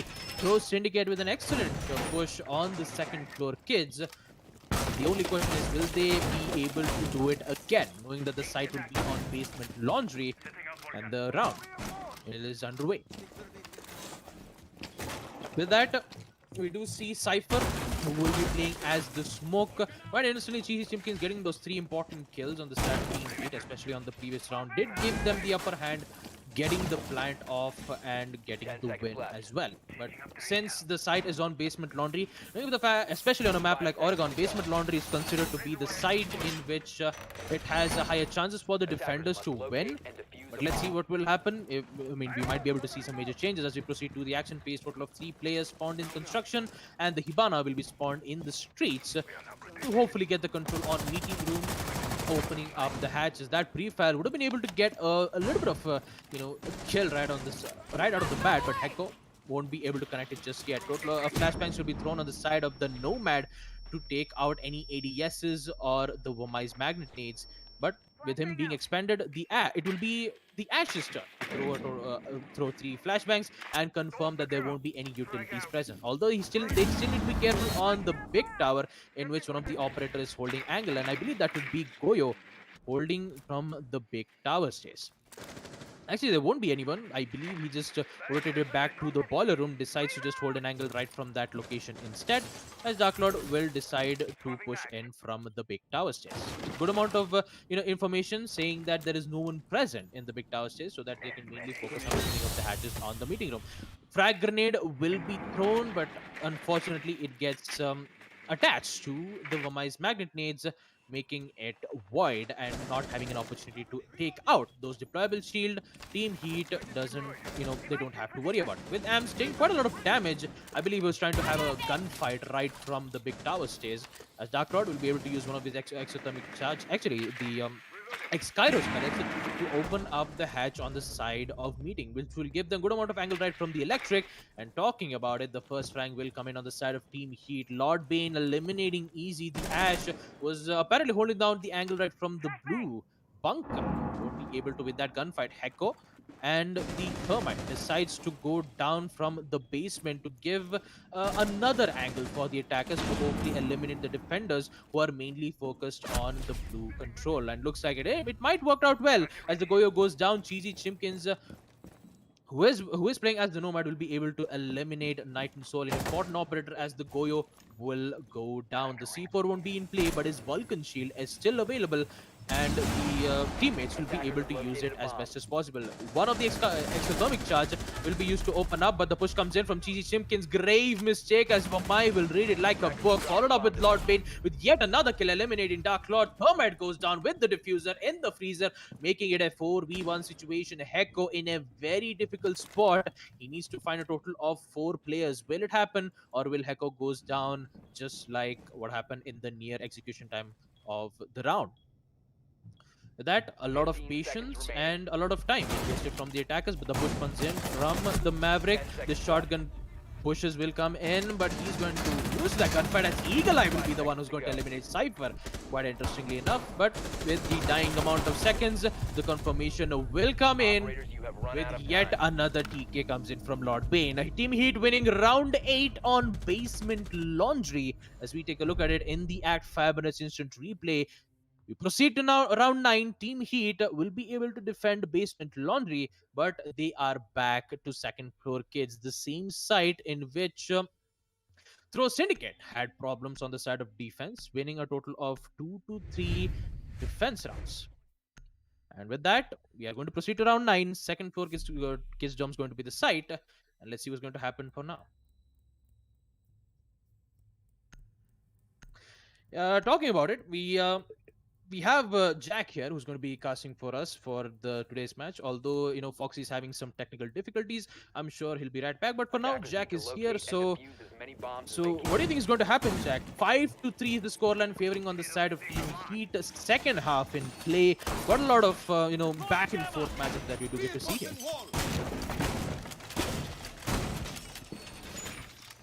Located by attackers. ATS deployed and ready to go. Stay clear of ATS.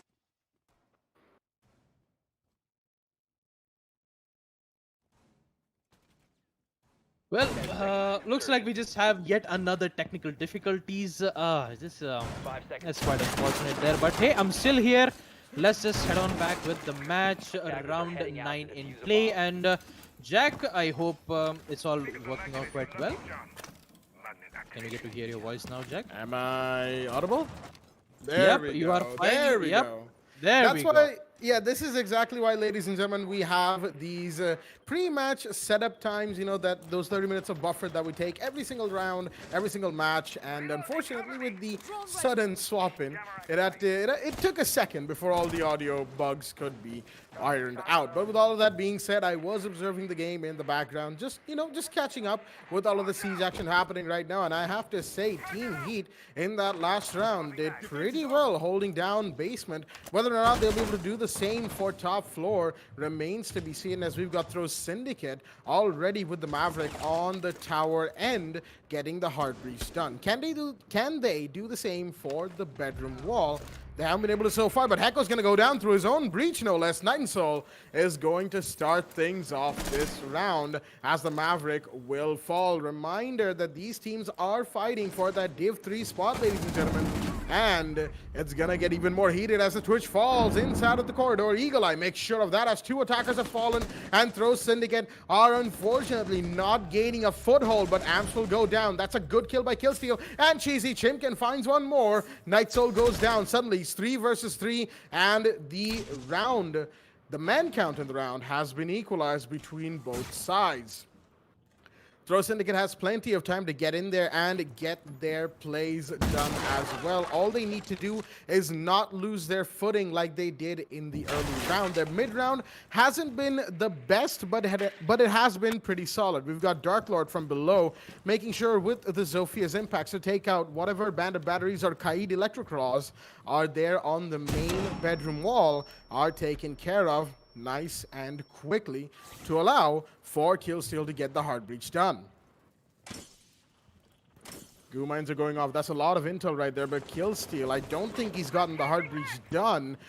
Surprisingly enough, Ash has to fight. He almost finds the mute, but isn't able to get the kill. Cypher will be alive with more than enough HP, but Lord Bane knifes Dark Lord. All right, that's a little unfortunate for the Zofia, who has now gone down, and Lord Bane is trying to give his team just that little advantage. Will he be able to do that? Not quite yet. He's got 2 angles to worry about, one from the trophy entry and one from the big window right next to him, and he will go down. The trophy long angle by the thermite gives Killsteel that kill, and it's all down to Eagle Eye and Cypher versus Killsteel and Cheesy Chimkin. Killsteel's worried about that tower door, but the vault in is going to cost Cheesy his life, but the mood goes down in the meanwhile. It's a triple kill for Killsteel, but he's looking the wrong way. It's the dorm's door that the Legion pops out of after getting that first kill onto the vault in from Cheesy Chimkin. We'll see that in the ACT Fibernet instant replay, ladies and gentlemen.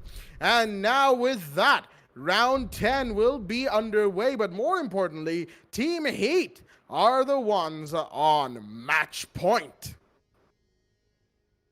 Well, match point for Team Heat. The site will be on first floor meeting. Knowing that they did, however, succeeded defending both basement laundry and second floor kids, they are stuck with this site. Most of the time, you do see a first floor kitchen dining room site being held on, but picking meeting hall will be a difficult task for them with with no usage of any electroclaws to make sure that the meeting hall won't be opened. It will be a very difficult task for the defenders to close this very specific site. Talking about Throw Syndicate, they need 3 more attack win rounds so that they can be able to equalize it, and hopefully we might be able to see overtime. But we'll actually get to see. We might be able to see Team Heat making a good amount of roaming capabilities. With nice, good gadget, especially from the castle, using his bulletproof cam rather than using his proximity scanner. Although, I mean, most of the time when Castle had his super shotgun, he had an impact nade as his secondary gadget. But since he has the super shotgun, he has 2 of the intel gadgets, that would be the proximity mine and the bulletproof cam, which most of the time you do see Castle means out there. They would use the proximity mine. Using a bulletproof camera will be an interesting sight, because you have good amount of information to check whether if the attackers try to start pushing in from the meeting room, especially from the big towers. And also the attackers, specific 3 players, will be able to push in, but did not expect it to see it. This is exactly what happens when you drone properly, and Lord Bane will be able to eliminate him, make that 2 kills. Lord Bane is definitely making them regret for the attackers, saying that not droning the specific site, Lord Bane will be able to get 2 kills right out of the bat. With that kill steal, with the thermite, he's just holding from the angle which connects from the meeting hall hallway, and he still has a lot of problems. Knowing for the fact that there is Lord Bane right from the big tower stage, the push comes in, doesn't have good amount of information. Echo will be there to eliminate Lord Bane, ending his reign of terror and giving back the control of the big tower stage. But is it going to be too long? We do have Cypher with the SMG-11 and this Sledge winning that gunfight eliminating Eagle Eye will be able to give them the control of the second floor kids dorms. So with that, hopefully the soft breaches will be able to make a vertical lines of sight to apparently clean the specific operators holding on towards the kitchen. The only problem is there is Amps who is playing right from the attic. A huge kill coming in from the castle's UMP. El Heko goes down, and with it, only 2 players left on the side of Team Throw Syndicate. They need to make a play, they need to get those wins, or else Team Heat will be able to capture this round. Amst, his location is compromised, and the Sledge will be able to use his frag grenades to hopefully eliminate him. But that grenade will be able to get caught from the magnet nade, and also his life. Amps with a beautiful kill, eliminating Easies, which would force kill steal in a 1v3 situation. The site will be on first floor meeting, and the Thermite still on second floor kids. The attackers didn't get the proper control on that specific room, but Thermite will be able to eliminate the Vomai, making it a 2v1 situation. Keep that in mind that this is possible, knowing for the fact that Kill still has a diffuser in hand. All he needs is that proper information so that they'll be able to eliminate him. He still has just total of 2 smoke gas canisters to prevent the push happening, especially on the side of meeting room. But will the Thermite gets the drop is the biggest question. Still in the attic, he doesn't have any information just yet. He doesn't know that Cypher is playing also very close on the entrance. Eliminating 1 player on the side of Team Heat will be able to eliminate. Looks like that might be it, but it is not. Cypher will be there to eliminate Killsteal with a close round, winning round 10 first floor meeting, giving them the win against Team Throw Syndicate on map Oregon. A wonderful match that did get to witness. And what a match that we did get to see. It was more of like a back-to-back wins coming in from both the teams, especially, Syndicate. Although they did had a lot of problems, they could not handle it out well. 12 kills from Night Soul, 10 kills from both Killsteel and Cheesy Chimkins. But in the end, Team Heat will be the one to win against Throw Syndicate. Congratulations to them. They have earned their spot in Division 3. And we are more excited to see what kind of strategies and plays that they'll go up against, especially on the Division 3 matchups. Oh, absolutely. We will see exactly what both of these teams have to offer, ladies and gentlemen. But before that, of course, as is standard with our matches here in not only the qualifiers, but also in divisions, we will, in just a short while, go into relive the moment to relive the best moments of this match, as the name states. And, sure, I wasn't there for that first game between Sage Empire and the Resistance, but I was definitely more than a little surprised with how that match turned out. But more on that in just a bit, as we will be going into relive the moment right here, right now, to see exactly what these teams brought out for us. It was indeed a bit of a close early game, shall we say, as the first round went the way of Throw Syndicate on the dorms area. Not too surprising, but Killsteal over here with the smoke. That was surprising. A 1v2 to secure that first round. Absolutely amazing. However, Laundry twice went the way of Team Heat, who were, just like we said many times, not willing to turn it down. They brought it in all in fact, and leaving it all down to the smoke once again.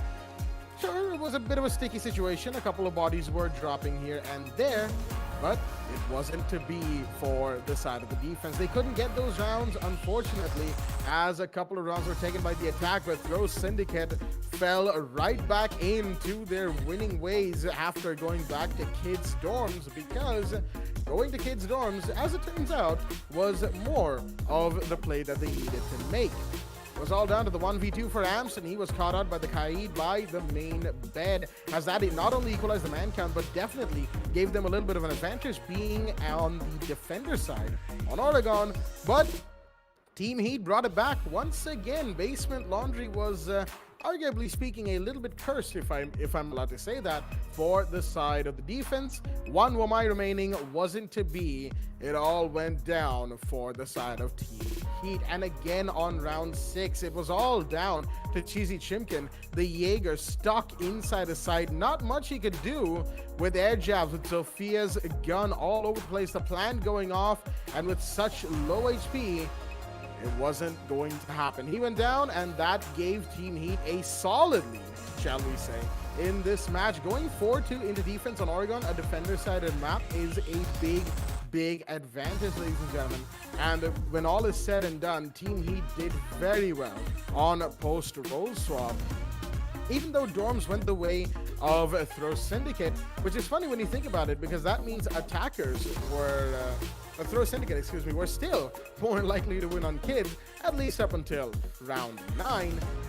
But then the holds started to come out. Team Heat, like I said, they were not willing to give up, not in the slightest. A little bit of a team kill, a couple of team kills, I believe, in this round.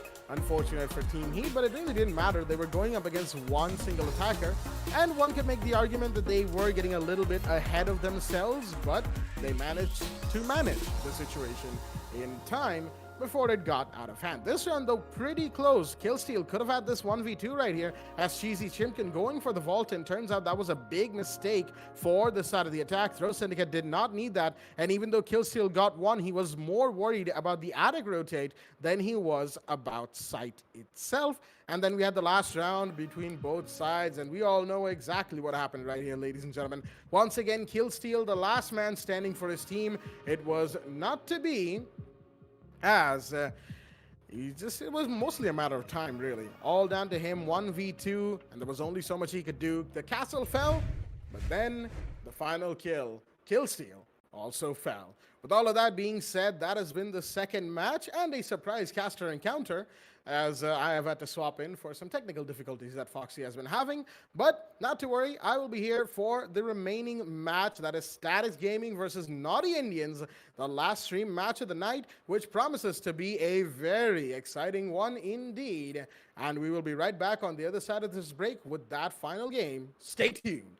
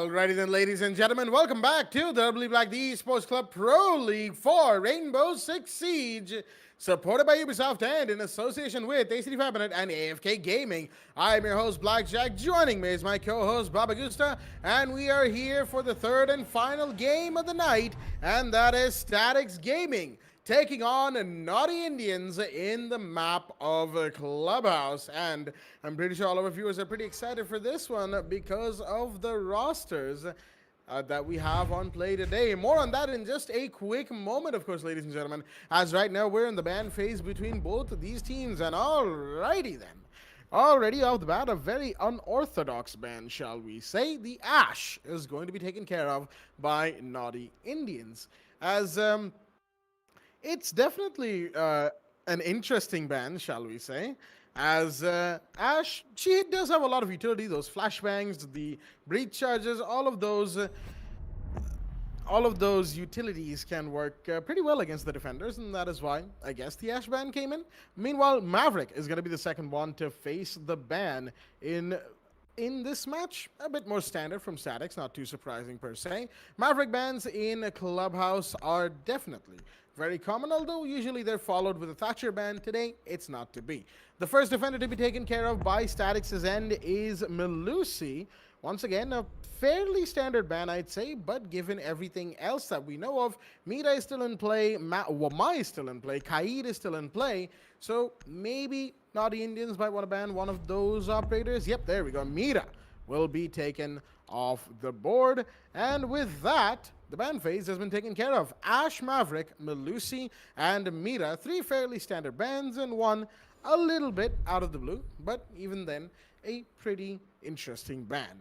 With all that being said, round one will be underway in just a quick moment, as let's have a look at both of the rosters that are here in the lobby. From the side of Statics, we've got Royce, Phantom, Lane Jokes, Unknown Gamer, and Super Kuntal. And from the side of Naughty Indians, we've got Body, Sam, Ashrit, Bania, Mando, and Vinci. Basement Church and Arsenal Room is going to be the site of choice. As I've kept the man from the mic long enough, Baba, how do you do? Well, I'm doing absolutely great, Jack. I just had, it's wonderful, Jack. So, talking about the match in hand, the first round is going to be on Basement Church. I still remember, being, it's very interesting to see Vinci on the side of Team Naughty Indians. I still remember when I used to cast some of the matches in TEC, I used to call him as ICN. But yeah, now I actually got to know that it's Vinci backwards. So, hopefully, with that, these are just the normal challenges that the casters have to face. Yeah, go ahead. If I were to interject really quickly, Baba, I had a bit of trouble catching on to that as well. I remember when he first shifted his name to be just, backwards, horizontally, I used to call him, like, 10 seconds. ICNIV, and I got a flow with that, and then I was told, oh, okay, it's Vinci, and I just felt 5 bad. seconds to Anyway. go. I mean, yeah, I actually do feel bad as well. Even Foxy also pointed me out and said, yeah, it's Vinci backwards, Baba. I was like, yeah, anyways, jokes aside, action phase will be in place. Status Gaming will be on attack. Site will be on Basement Church. We do see a huge emphasis on the bandit, maybe to, place a bandit charges on the church to make sure that there won't be any exothermic charges being blown up right from the walls. With that, so claymores will be placed right from the main stairs window to make sure that there won't be any runouts coming in from the kitchen. With that, Ashrit will be playing near the tunnels with the help of his deployable shield, the trusty shotgun, and the SMG-11 in hand, so that he'll be able to fend off any attackers decides to push in from that specific tunnel.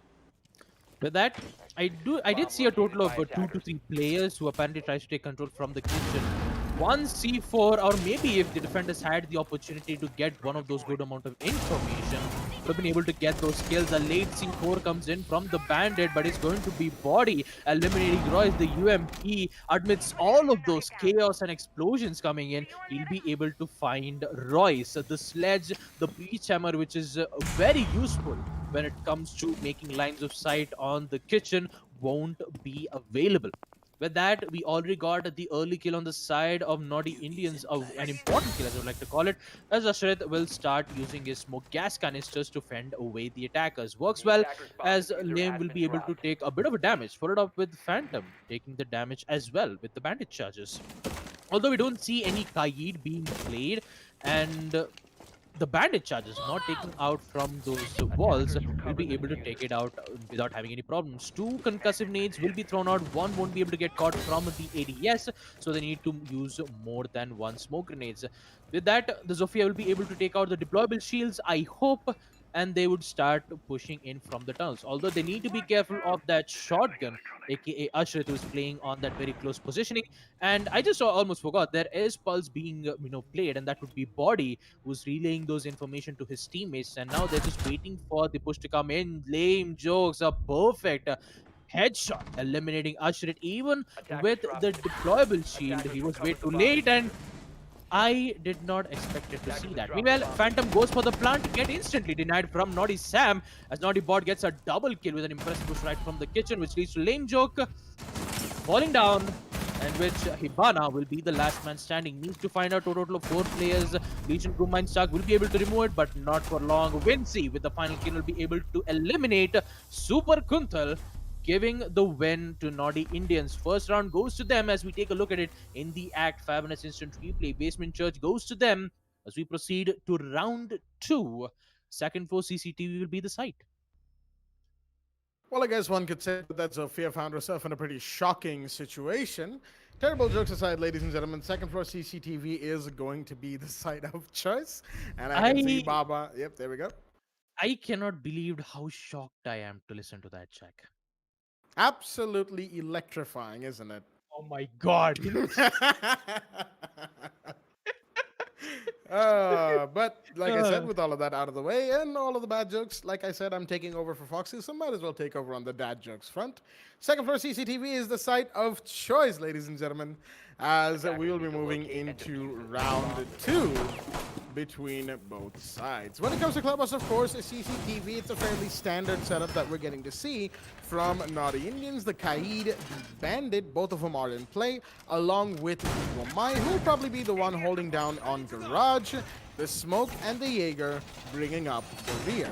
Tons of denial, and even more denial stacked on top of that, because why not? You want to make sure that the attackers are made to take as long as possible to get even remotely close to sight, and what better way to do that than with this team combination? The GSG-9 5 seconds remaining. GSG-9 are all the way. They're coming out in full force for the defenders, as we'll see if Statis Gaming's attack gets put into denial or not. But as action phase starts, first things first, droning from the side of Statics. This is going to make sure that they have all the intel that they need, because again, as it goes, utility may take precedence in the mid to late rounds, but intel is king. Without it, there's not really much that you can do with this situation at hand. There we go. Vinci's probably going to be spotted with the second drone at the very least, so they know he's bandit tricking in this area, and they are going to have to do something to try and take him out. Maybe from below with the Zofia, Langerx might go in to just deny that area by playing vertical. It could be Super Kuntal as well, who's breaking open the CCTV window for the time being. Vinci, he's retracted his bandit batteries because he knows that there's an ace out there. But Mando, all right. Interesting peek from him from outside of the kitchen window, but no, he is not find anybody just yet. But Kuntal takes so much damage from the SMG-11 right there. Ashrit doing work for his team as the Jackal is very, very low on HP. Summer breaches are going to be denied, but only a little bit. One strip was broken. That took care of the other battery, and that has forced Vinci to evacuate his position. And he gave it a shot. He gave it a shot for sure, but unfortunately couldn't quite stick the landing on the breaches, and the ace got away with getting his utility taken care of. Vinci's now shifted over to the red stairs area with Mando and Sam watching lounge, just making sure nobody's allowed to come in through that stage front door. But Lame Jokes, he's going up instead of through that door itself. Kuntal goes down in the meanwhile. Looks like that gas grenade did what it needed to do, and Lane Jux will fall in the meanwhile as Mando takes that kill. Jackal's been revived up to 20 HP by his teammates, but there's a factor outside the breach. Will he be found? Yes, he will. Mando peeks and takes that, and somehow survives CCTV window, where there are two attackers currently trying to find where these defenders are. Along with Royce down below, he's going to find one, but Kuntal goes down in the meanwhile to the SMG-11. Auschwitz finishes off what he started, and it's down to the 2v4. Will it be a 1v3? Yes, it will. A couple of bodies have dropped, and it's all down to Unknown Gamer, formerly from VPG, now trying his hardest for Statics Gaming. C4 is being prepped, it's going to come out, but no damage done. The ace stands strong, but no misses on the bandit, unfortunately, and Vinci will take that kill as round 2 goes the way of Naughty Indians on second floor CCTV, and we'll see that in the ACT Fibernet instant replay. Round 3 is going to come out for Statics, and they need to pick themselves back up. They're down 0-2, but it is, of course, the early game, and things can change in a heartbeat. Second floor gym bedroom might be the site where the attackers start bringing it back. We'll find out in just a moment. Well, round 3 is in play. A second floor gym will be the site. We have a total of 2 hard breaches and a Thatcher in play, even with the ban phase that we do get to see. We are also, sad to see that the Ash is banned, and also the Maverick, which would which would force the attackers to use their hard breaching utilities Attackers to open need to up. locate and defuse as Need to many be careful bombs of as the they can. bandage charges, need to be careful of the Kaid's electroclaws, and also need to be careful of the mute jammers. If they do clear out those utilities, that is the only way that they can be able to open up those walls, especially on Jacuzzi. But we'll see what point of attack the Statics Gaming will push on to. Maybe we might be able to see some logistics push, or we might be able to see a CCTV. Why not? It's for the attackers, they have numerous amount of possibilities to get to the site. It's up to them to choose what kind of positioning and what kind of push they need to go through.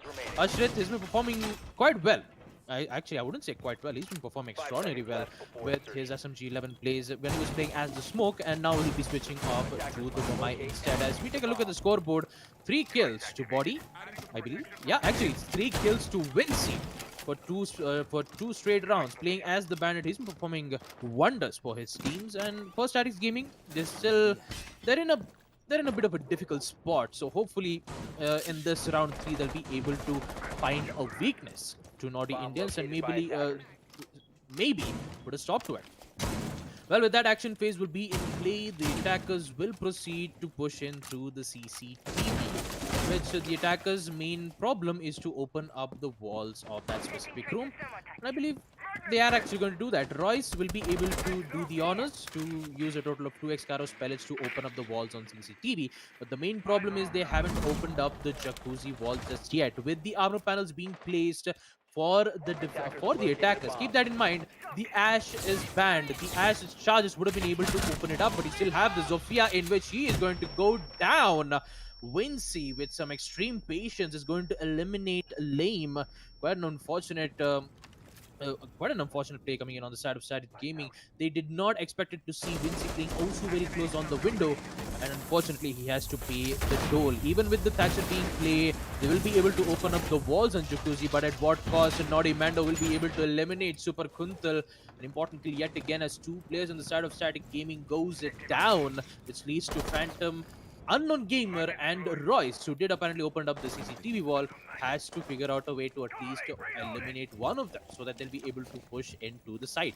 Sam, thinking of going very aggressive and also not to, get confused with Sam Fisher, as we do see Naughty Body still in the bathroom. He was actually going for a, reinforcement right from the toilets, but decided not to go it, and he'll just wait for the attackers to push in so that he'll be able to get the upper hand.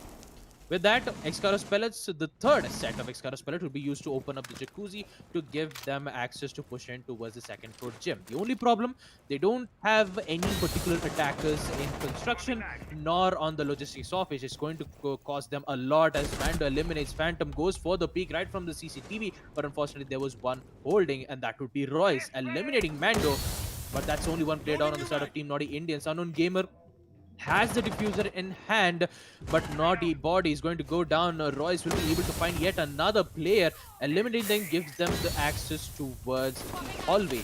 Unfortunately, with the castle armor panels, he is forced to push in towards the second floor. Jim, a huge push from Unknown Gamer, eliminating Ashrit, making it a 2v2 15 situation. seconds to The go. only problem is both of them are in a very low HP. One 10 bullet seconds to or go. a wall bang would seal the deal from them. It looks like Silent will be able to find one. That is Unknown Gamer down, which leads to the only player left. He's going to go down from Vinci. Naughty Indians winning round 3 on second floor. Jim, as we take a look at it in the ACT Fibernet instant replay. And as always, Foxy used to say in the previous match, nobody does it better.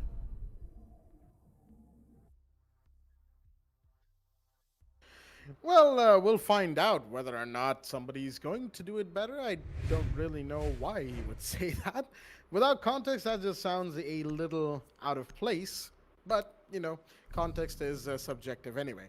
With all of that being said, ladies and gentlemen, round 4 is going to be underway. 3-0 is the scoreline, and Naughty Indians are definitely pulling ahead in the map of Clubhouse. Sure, it is a defender-sided map, as the very weathered, beaten to the ground saying goes, but it is true, statistically Attackers need to and locate just and in defuse general. as many Clubhouse, bombs the as they defender can. side of map being won by the defenders, not really too surprising, as we've got a Mozzie being picked at this time by Body, bringing in the Australian Pest Control in round 4.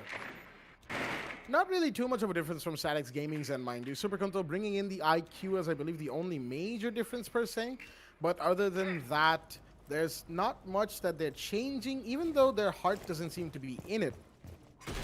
Body, in the meanwhile, deciding to just show us his moonwalk impression inside of kitchen. 10 seconds to It was go. definitely a very, I don't know.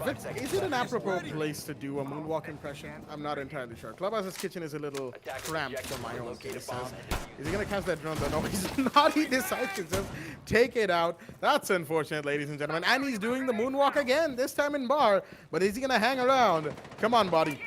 You can stay in any Attackers second now. located a bomb. He's still doing it. Oh, barely survives though. I think he was just about to get taken out of the game.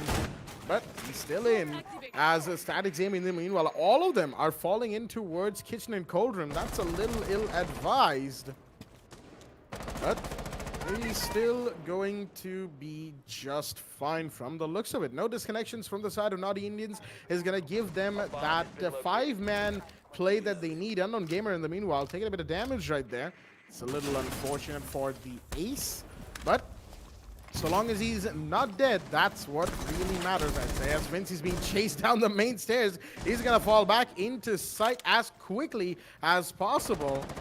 And he's going to get back, retreat to the safety of sight, but Kunto's going to go down. That's the Mozzie finding a big one to start things off, as the IQ will fall from our own GSG9 brethren. Impacts are going off on the kitchen ash to stop the Selma breach from coming in from the attacker's end. His body, I believe a drone spotted him. Lanejix is going to take some damage, but he's still more than alive as shots are being fired, and he can't connect. That is, of course, the Hibana as a C4 comes out onto Unknown Gamer from Vinci, and Statics Gaming are falling apart. Gas grenades are slowing down the push through dirt as Phantom, he spotted the Mozzie towards the stocks area, but can he get that kill? He hasn't been able to so far. Sam's gonna go down in the meanwhile, and Phantom will be dropped in consecution by Phantom. As this just been lightning speeds from the side of Naughty Indians, but one's gonna go down, and the refrag comes in. Lame jokes, he got one, but caught in a corner, quite literally. Mando, there was only so much time before he would confirm the kill. We will see that in the Act 5 in an instant replay. And with that, round 4 on Basement Church goes the way of Naughty Indians. Another round confirmed by them as we move to round 5 on a 4-0 scoreline.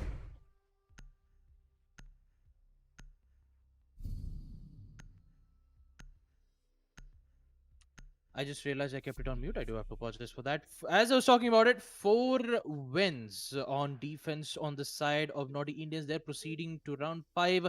CCTV will be the site, and let's see they could keep the aggression.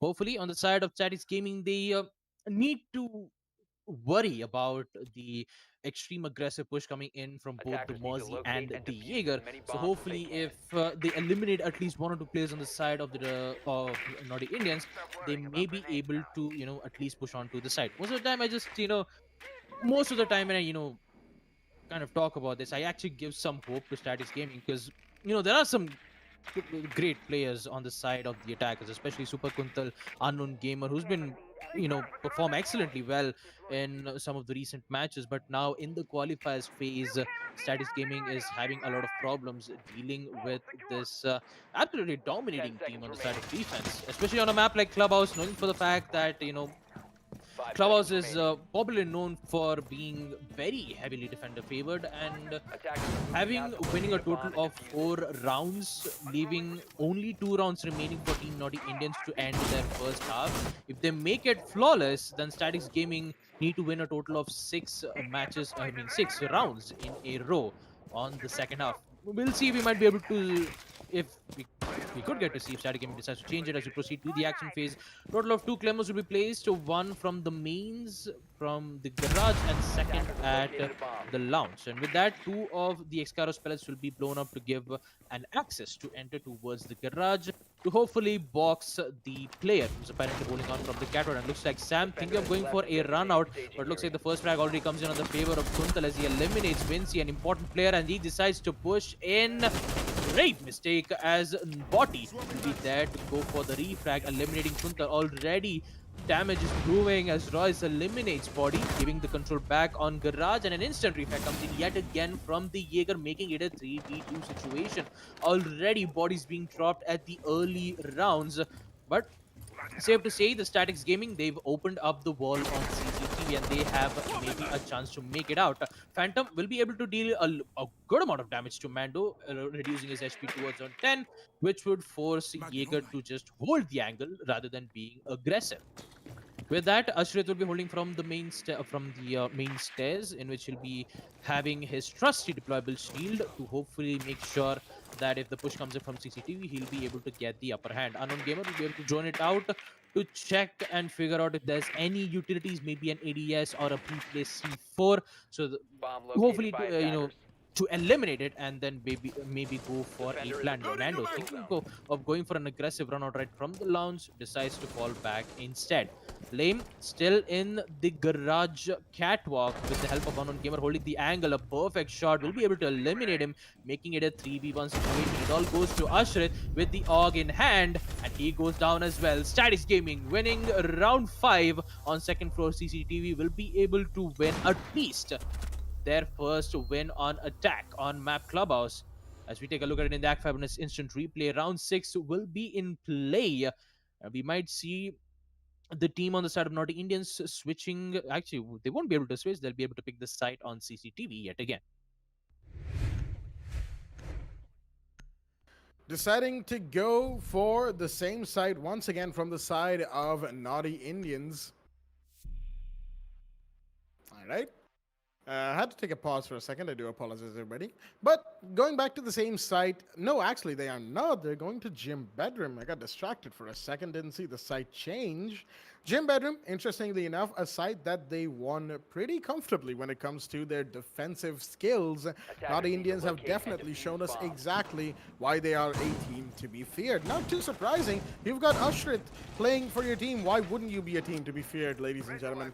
But again, jokes aside, Statics hasn't exactly really shown up today. They are slowly starting to. That last round was good from them, because even when Naughty Indians tried to get a trade and tried to get a couple of kills in, it didn't go their way, and Statics were able to refrag almost instantly. This time, of course, they've got the Kaid and Castle combo, along with the Wamai and Jaeger, just to hold on to that Castle barricade, specifically, of course, most importantly, the one on the gym door. Excuse me right there. But you've also got other castle barricades that have been deployed by Sam in more standard positions. One on the window, and the third one, I'm not entirely sure where he put that down. That third one's always an enigma, but I always have a hard time calling out that third castle barricade. I don't know why, but who knows? We'll see it in a second, I guess. The man himself, of course, is busy making rotates through the side of Cash on towards the red stairs area, as 3 defenders have clustered up there, and the Kaid is the only one in sight. Vinci's going to join him right now, but for a second we had 4 operators towards the construction, cache, and CCTV side of this map. Royce, gonna get the CCTV wall open nice and quickly. This is why you bring 2 hard breaches, just to make sure that your hard breach utility doesn't get divided up too much by the defenders' holds. CCTV, of course, requires its own set of hard breaches, and then you have the ones going off on the main wall, the jacuzzi wall of a bedroom's corridor. Interestingly enough, turns out the electroclaws weren't there, I guess, from body, as that castle bracket, excuse me, on construction window is going to be blown wide open by Kuntal. Trying to find a kill with that G8 50-round mag, definitely helping him in that situation, but not to get a kill, if only for some pre-fire action. Minute 35, as this round has probably been the slowest one between both sides. No bodies have been dropped so far, and both teams are taking their time. Is this a sign of this match getting more and more serious? We'll find out right now. Vinci holding a tiny angle will find Unknown Gamer. There he goes. The diffuser drops, but more importantly, the ace is gone, and Kunta will drop as well. That's a double from Mando. Where did he get that one from? Inside the CCTV, as more shots are being fired towards bathroom, but Mando will finally be found. That's the refrag in, and a much needed one from the Zofia, but suddenly Lame Jokes is himself the last one standing, gets one, but is now caught and trapped in gym, as there's about to be a push coming in from the bathrooms. There's about to be one from construction, and he will not drop any bodies. It is Vinci with the prone peek inside of bedroom on the door to bathroom. That will take out the Zofia. We'll see that in the ACT Fibernet instant replay, as Jim goes the way of Naughty Indians, who, now that they are in round 7 roll swap, are going to be the ones going into attack. 5-1 on round 7 for the orange team. What a day it has been. Can Statics bring it back? We're about to find out. Well, we'll actually get to see it in round 7, second floor CCTV. We do see Lame picking the alibi. Maybe it's going to be a 6 pick instead, because maybe not. Actually, it's not. We are going to see Lame playing as the alibi. On the side of the attackers, it will be the same total of 2 hard breaches, followed up with the EMP Thatcher. And with that, the round 7 will commence with the defenders reinforcing and the attackers droning to find out what kind of site it's in. Even though, I mean, the attackers know what kind of site it's going to be in, the order is the only thing which the attackers needs to make a confirmation. With that, the defenders, especially Royce, who's playing as the Kaid, is going to be using the revolver instead of the .50 Magnum, which in fact it's most commonly used, but you know, for some of the defenders, especially for, you know, Nomad and the Kaid, they've given a secondary weapon to make sure that they have maximum sustain to win majorly in gunfights. With that, we are about to end the prep phase, and the action phase will be in. Total of 2 deployable shields will be placed, one from the cash room and the second in CCTV. With that, we do see Royce with the TCSG in hand. He'll be the one doing the room duty instead. I believe he was in the side of bar. Maybe he'll just, you know, rotate back to the stairs, where he'll just hold the angle from the CCTV instead. With that, a total of 2 operators are in construction, and Sledge will be using his hammer to open up the hatch on logistics office. With that, he'll just proceed to use another sledgehammer to give an angle to make sure that he'll be able to eliminate at least, you know, the roamer who decides to rotate back from the 2nd floor bedroom, in which unfortunately won't be able to find one instead. Phantom with the Mine will be able to place one of his gadget, and looks like Kuntal thinking to go aggressive, but it wasn't a good idea. Body will be able to eliminate the Jaeger, which leads to him throwing one of the smoke grenades. Not quite sure why, especially in a minute and 15 seconds left. It would have been better to wait for the attackers to be in a particular position, but looks like it's working out quite well. Ashrit eliminating Lame, which should make it in a 3v5 situation. Favoring on the side of Naughty Indians, the Kibana will continue to open up the construction wall. With that, Unknown Gamer will use his smoke gas canisters to fend off any attacks, but needs to be careful on the stock in which Zofia is holding that angle from that Sam. And Austin thinking of pushing Doom from the CCTV, and it's going to work out well, eliminating Unknown Gamer. Naughty Body and Vinci already inside, and it's already a pincer move, and just like that, Naughty Indians will win round 7 on second floor CCTV. As we take a look at it in the ACT Fibernet instant replay, they are in match point as we proceed to round 8. One more win to seal the deal against Statics Gaming.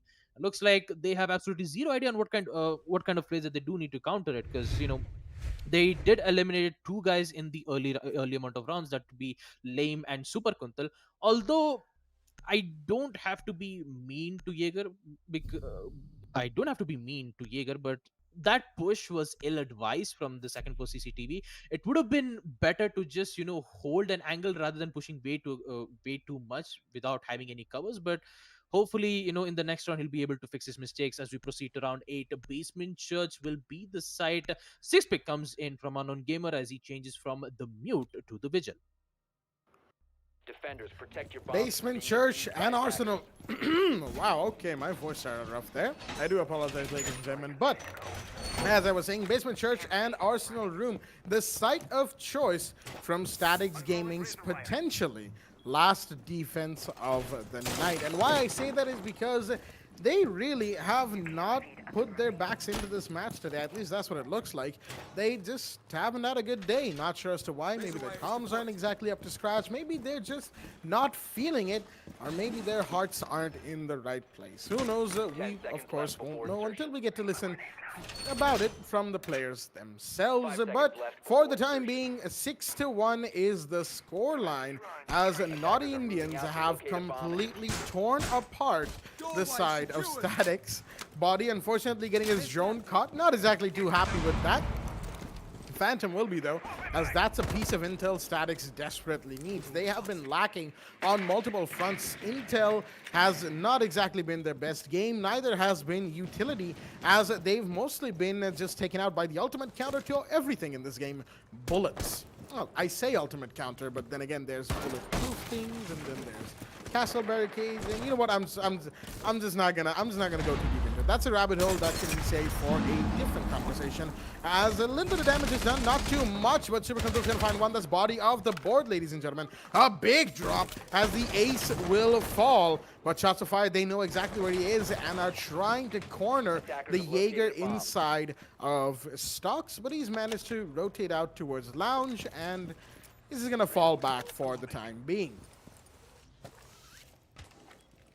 Little bit of time wasted, mind you, for the side of Naughty Indians, that first kill, because now it's going to be much tougher for them to get the breach done and get into side. And that's not even counting the fact that there could be a potential impact trick on the kitchen hatch, if, of course, the side of Statics want to. But no, Body's going to leave the game. Well, he was already dead, so I guess that's not much of a loss, unless he can't come back by the time the next round commences. Drones are going to be taken out as they are trying, that is, the attackers are trying to find where these defenders are. But do they know that Kuntal is still on the roam? The Jaeger is still up on second floor, and there we go. Speak of the man, he's going to start things off by finding one, as Royce is going to take some damage in the meanwhile. Naughty Indians looking a little shaky this round, as they have not at the best time attacking Basement Church.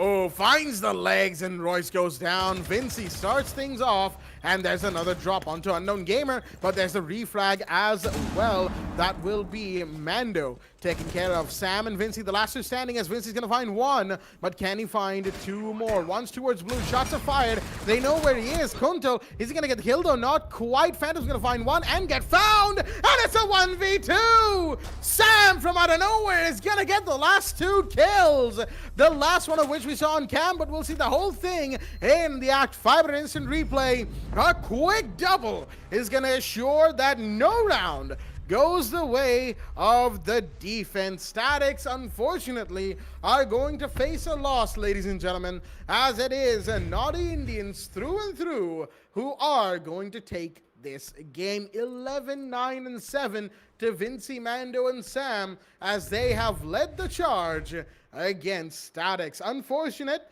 but Naughty Indians have guaranteed themselves a spot in Division 3 after this win tonight, and Statics will have to play in the lower brackets tomorrow to give themselves another chance for one more spot. Well, with all that being said, ladies and gentlemen, that is the third spot that has been confirmed for Division 3 already. There is a fourth game going on simultaneously to this one, which is offline, of course, and that is the game between Wolframite Esports, excuse me, it's been a while since I've said that name, and Lethal Evil. So, at the end of the night, and tomorrow, we will find out exactly which 4 of the 8 teams playing today have made it to the top and gone into Division 3. But with all of that being said, ladies and gentlemen, let's have a quick look at the best highlights of this match, starting with a shocking moment. Yeah, well, that was an electrifying moment for both of us. We did not expect to see the Zofia's push. Although I don't know, like, jokes aside, Zofia was performing very well for the past 3 to 4 rounds. The only problem was they could not expect it to see those surprise attacks coming in from Naughty Indians, especially on the first round. They didn't had any problems, and yes, I mean, for the past 4 rounds, it was just Naughty Indians all the way on the side of defense, winning Basement Church. And this round, on round 2, all they had to do was to eliminate Vinci. Even with the C4 being tossed out, decides to be aggressive, pushes from the window, and gets the head off of Ace. Most of the time, you don't see those kind of aggressive plays happening. At Unknown Gamer, this was where they were in a 1v3 situation, to be honest, on round 3, and somehow Statics Gaming couldn't have been able to recover it. Even with them having less amount of HP, they even converted those rounds from a 1v4 into a 1v2, but could not handle the push right at the time when they tried to go for the execute. And then round 4, the site was on Basement Church. This was the part where Team Naughty decided to just go full ham, especially Mando and Body, who actually did get the first kill with the Commando 9 SM. Actually, it's not an SMG. Maybe it's an assault rifle. Who knows? But yeah, we're talking about the match. The previous round was very aggressive. They decided to keep up the pace on round 5 as well. Didn't quite work out well, as Statics Gaming did, however, recovered it, which would force Ashrit to clutch it out on a 1v3 situation. And yeah, talking about it, in a 1v3 situation, exposed on multiple angles, couldn't be able to clutch it out, even with the AUG in hand, the high ADS time, which gives good amount of damage, but it's not preferably the most gun that the players would advise. With that, round 6, and this was not Indians yet again on second floor gym. Each and every time when I see a peek on the CCTV window, the attackers always gets the jump on them. The only problem was they didn't have they didn't have enough amount of solutions when it comes to pushing towards the site, in which they started losing in the late round matches. Unknown Gamer, this was round 7, second floor CCTV. He did all he could using his smoke gas canisters to prevent the push coming in, but even with the CCTV hold, he could not smoke both of those access ways, in which they decided to go for a pincer push. Worked out very well, and they start destroying each and every players in the site. And yep, and this was the last round, on round 8, where Naughty Indians were supposed to be in a 2v4 situation, and they recovered it very well, with Vinci getting the double kill. He did get a refrag back from the Zofia, actually from Phantom, but next thing you know, Zofia did get the other 2 players, and they actually win it out. Naughty Indians having a total of 7-1, and an interesting amount of bans that we did get to see. The Ash and Melusi are the 2 bans that we did was shocking, but yeah, that was a very good match that we get to see. So a very good match that we get to see. 7-1 on Map Clubhouse. 7-3 on Oregon. That was through Syndicate versus Team Heat, and then the last, the Resistance versus Sage Empire on Map Clubhouse. 7-5, I believe. 7-3. I do have to apologize. Yeah. Absolutely right there. Sage Empire, Team Heat, and now Naughty Indians have guaranteed themselves a spot going into Division 3, ladies and gentlemen. And with that, of course, we will update you with the fourth spot being taken later on tonight in the offline game. But that is a discussion for later because we have run our course of stream games for the night. And we will be coming back tomorrow with the lower bracket. That is, those who lost today have one more chance for one more spot. It's going to be a tight day of games, ladies and gentlemen, and we will see exactly who will go up to Division 3. The fifth team will be decided in tomorrow's matches, and we will see you there. With that being said, that has been it for myself, Blackjack. Joining me is my co-host, Babagusta, and of course, Foxy, who was there for the first and half games, and our admin Eisen, as we will see you tomorrow with more games. Stay tuned.